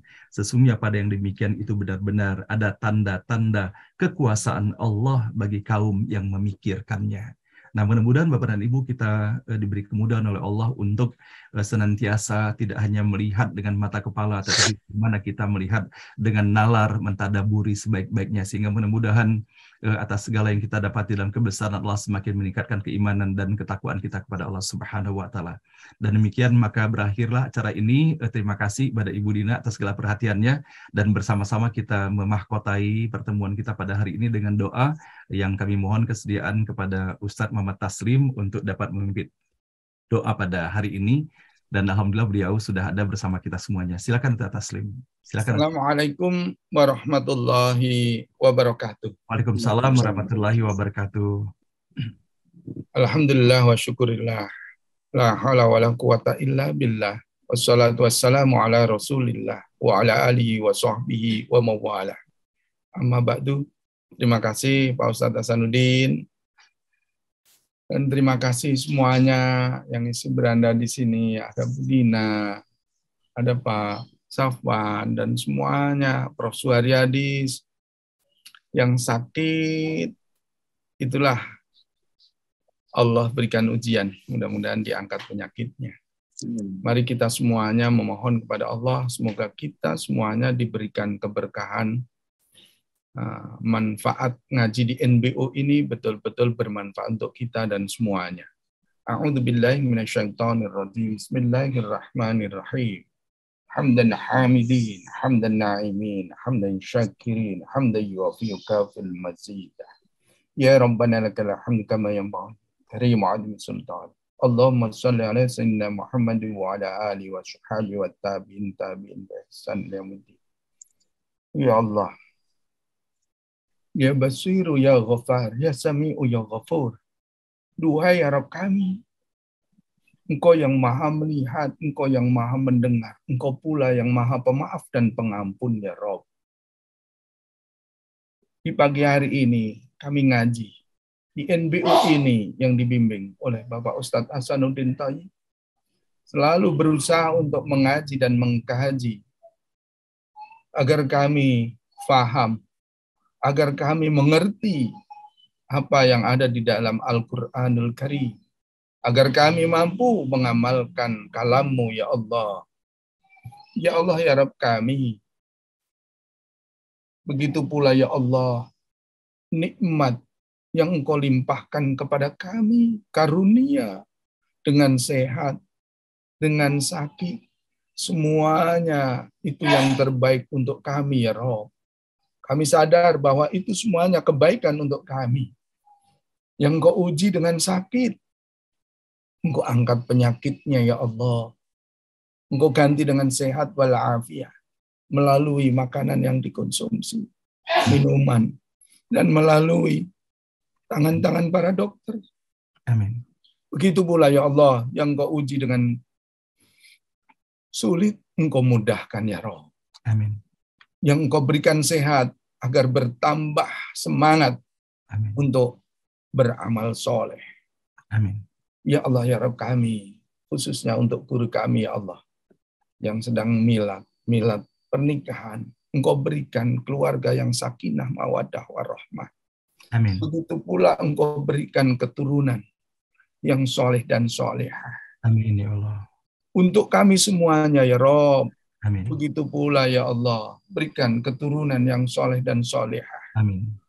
Dzurriyyah kami selalu taat kepadamu dan taat kepada Rasulmu, Nabiullah Muhammad sallallahu alaihi wasallam. Kami semuanya Engkau satukan di tempat ini, ya Allah, di tempat yang mulia ini, di NBO ini, ya Allah. Engkau satukan hati kami menjadi umat wahidah yang saling menyayangi, saling peduli untuk sesama karena Rahman Rahim-Mu, ya Allah. Amin. Jadikan negeri kami ini baldatun thayyibatun warrabbul ghafir. Rabbana dhalamna anfusana wa illam taghfir lana wa tarhamna lanakunanna minal khasirin. Amin. Rabbana la tuzigh qulubana ba'da idh hadaytana wa hab lana min ladunka rahmah innaka antal wahhab. Rabbana hab lana min azwajina wa dhurriyyatina qurrata a'yun waj'alna lil muttaqina imama. Amin. Rabbana atina fid dunya hasanah wa fil akhirati hasanah wa qina azabannar. Amin. Wa sallallahu alaihi sayyidina Muhammad wa ala alihi wa sahbihi wa sallam walhamdulillahi rabbil alamin. Amin. Amin. Terima kasih Pak Ustadz Hasan dan semua jamaah NBO. Mohon maaf lahir batin. Wassalamualaikum warahmatullahi wabarakatuh. Waalaikumsalam warahmatullahi wabarakatuh. Masya Allah, terima kasih Ustadz Taslim atas doa yang telah dihantarkan. Semoga menjadi doa yang diijabahkan oleh Allah Subhanahu wa Ta'ala bagi kita semuanya. Nah, Bapak dan Ibu yang dirahmati Allah, ada berita gembira sebelum kita mengakhiri acara ini. Saya ingin menyampaikan bahwa kemarin saya sudah menerima buku Beranda NBO yang dipimpin oleh Ibu Emi Barokah. Dan alhamdulillah, Masya Allah, bukunya sangat indah sekali. Kita akan menjadwalkan secara khusus Pak Ibu sekalian kepada Ibu Emi dan tim. Dan insya Allah minggu depan ini sudah bisa sharing di hadapan kita semuanya. Masalah terus terang saja saya pribadi melihat buku itu tidak menduga bahwa Ibu Emi bersama seluruh timnya bisa menghimpun buku yang sedemikian indahnya. Tidak saja dari tampilannya, tidak saja dari jenis kertas dan berat ringannya, namun Masya Allah isinya betul-betul insya Allah sangat menginspirasi bagi kita semuanya. Kepada Ibu Emi, kami terima kasih Bu Emi ya, bersama seluruh timnya.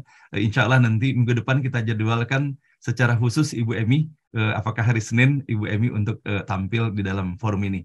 Nah baiklah Bapak Ibu sekalian yang dirahmati Allah, kita sampai pada akhir dalam acara kita pada hari ini. Dan khusus kepada Ibu Suce. Ibu Suce, saya mohon maaf sekali Ibu Suce, bahwa pertanyaan melalui WA yang disampaikan oleh Ibu Suce, lupa saya membacakannya. Bahwa Ibu Suce ingin sekali bersilaturahim dengan Ibu Dina Yulia, menyampaikan pesan untuk Ibu Dina Yulia, sehingga ini acara sudah kita tutup, namun saya tetap buka untuk silaturahimnya. Apabila Ibu Suce say hello kepada Ibu Dina, kami persilakan saja Ibu Suce. Dan Ibu Dina, mudah-mudahan Ibu Dina terima silaturahim dari Ibu Suce. Beliau tinggal di Amerika, sehingga sama-sama berada di luar negeri antara Ibu Suce dan Ibu Dina. Bahagia sekali kami semuanya kalau seandainya kemudian antara Ibu Suce dengan Ibu Dina terhimpun, terikat menjadi saudara hakiki dalam ridha Allah Subhanahu wa taala. Demikian Bapak Ibu sekalian yang berbahagia, mohon maaf lahir batin. Wabillahi taufik wal hidayah. Wassalamualaikum warahmatullahi wabarakatuh.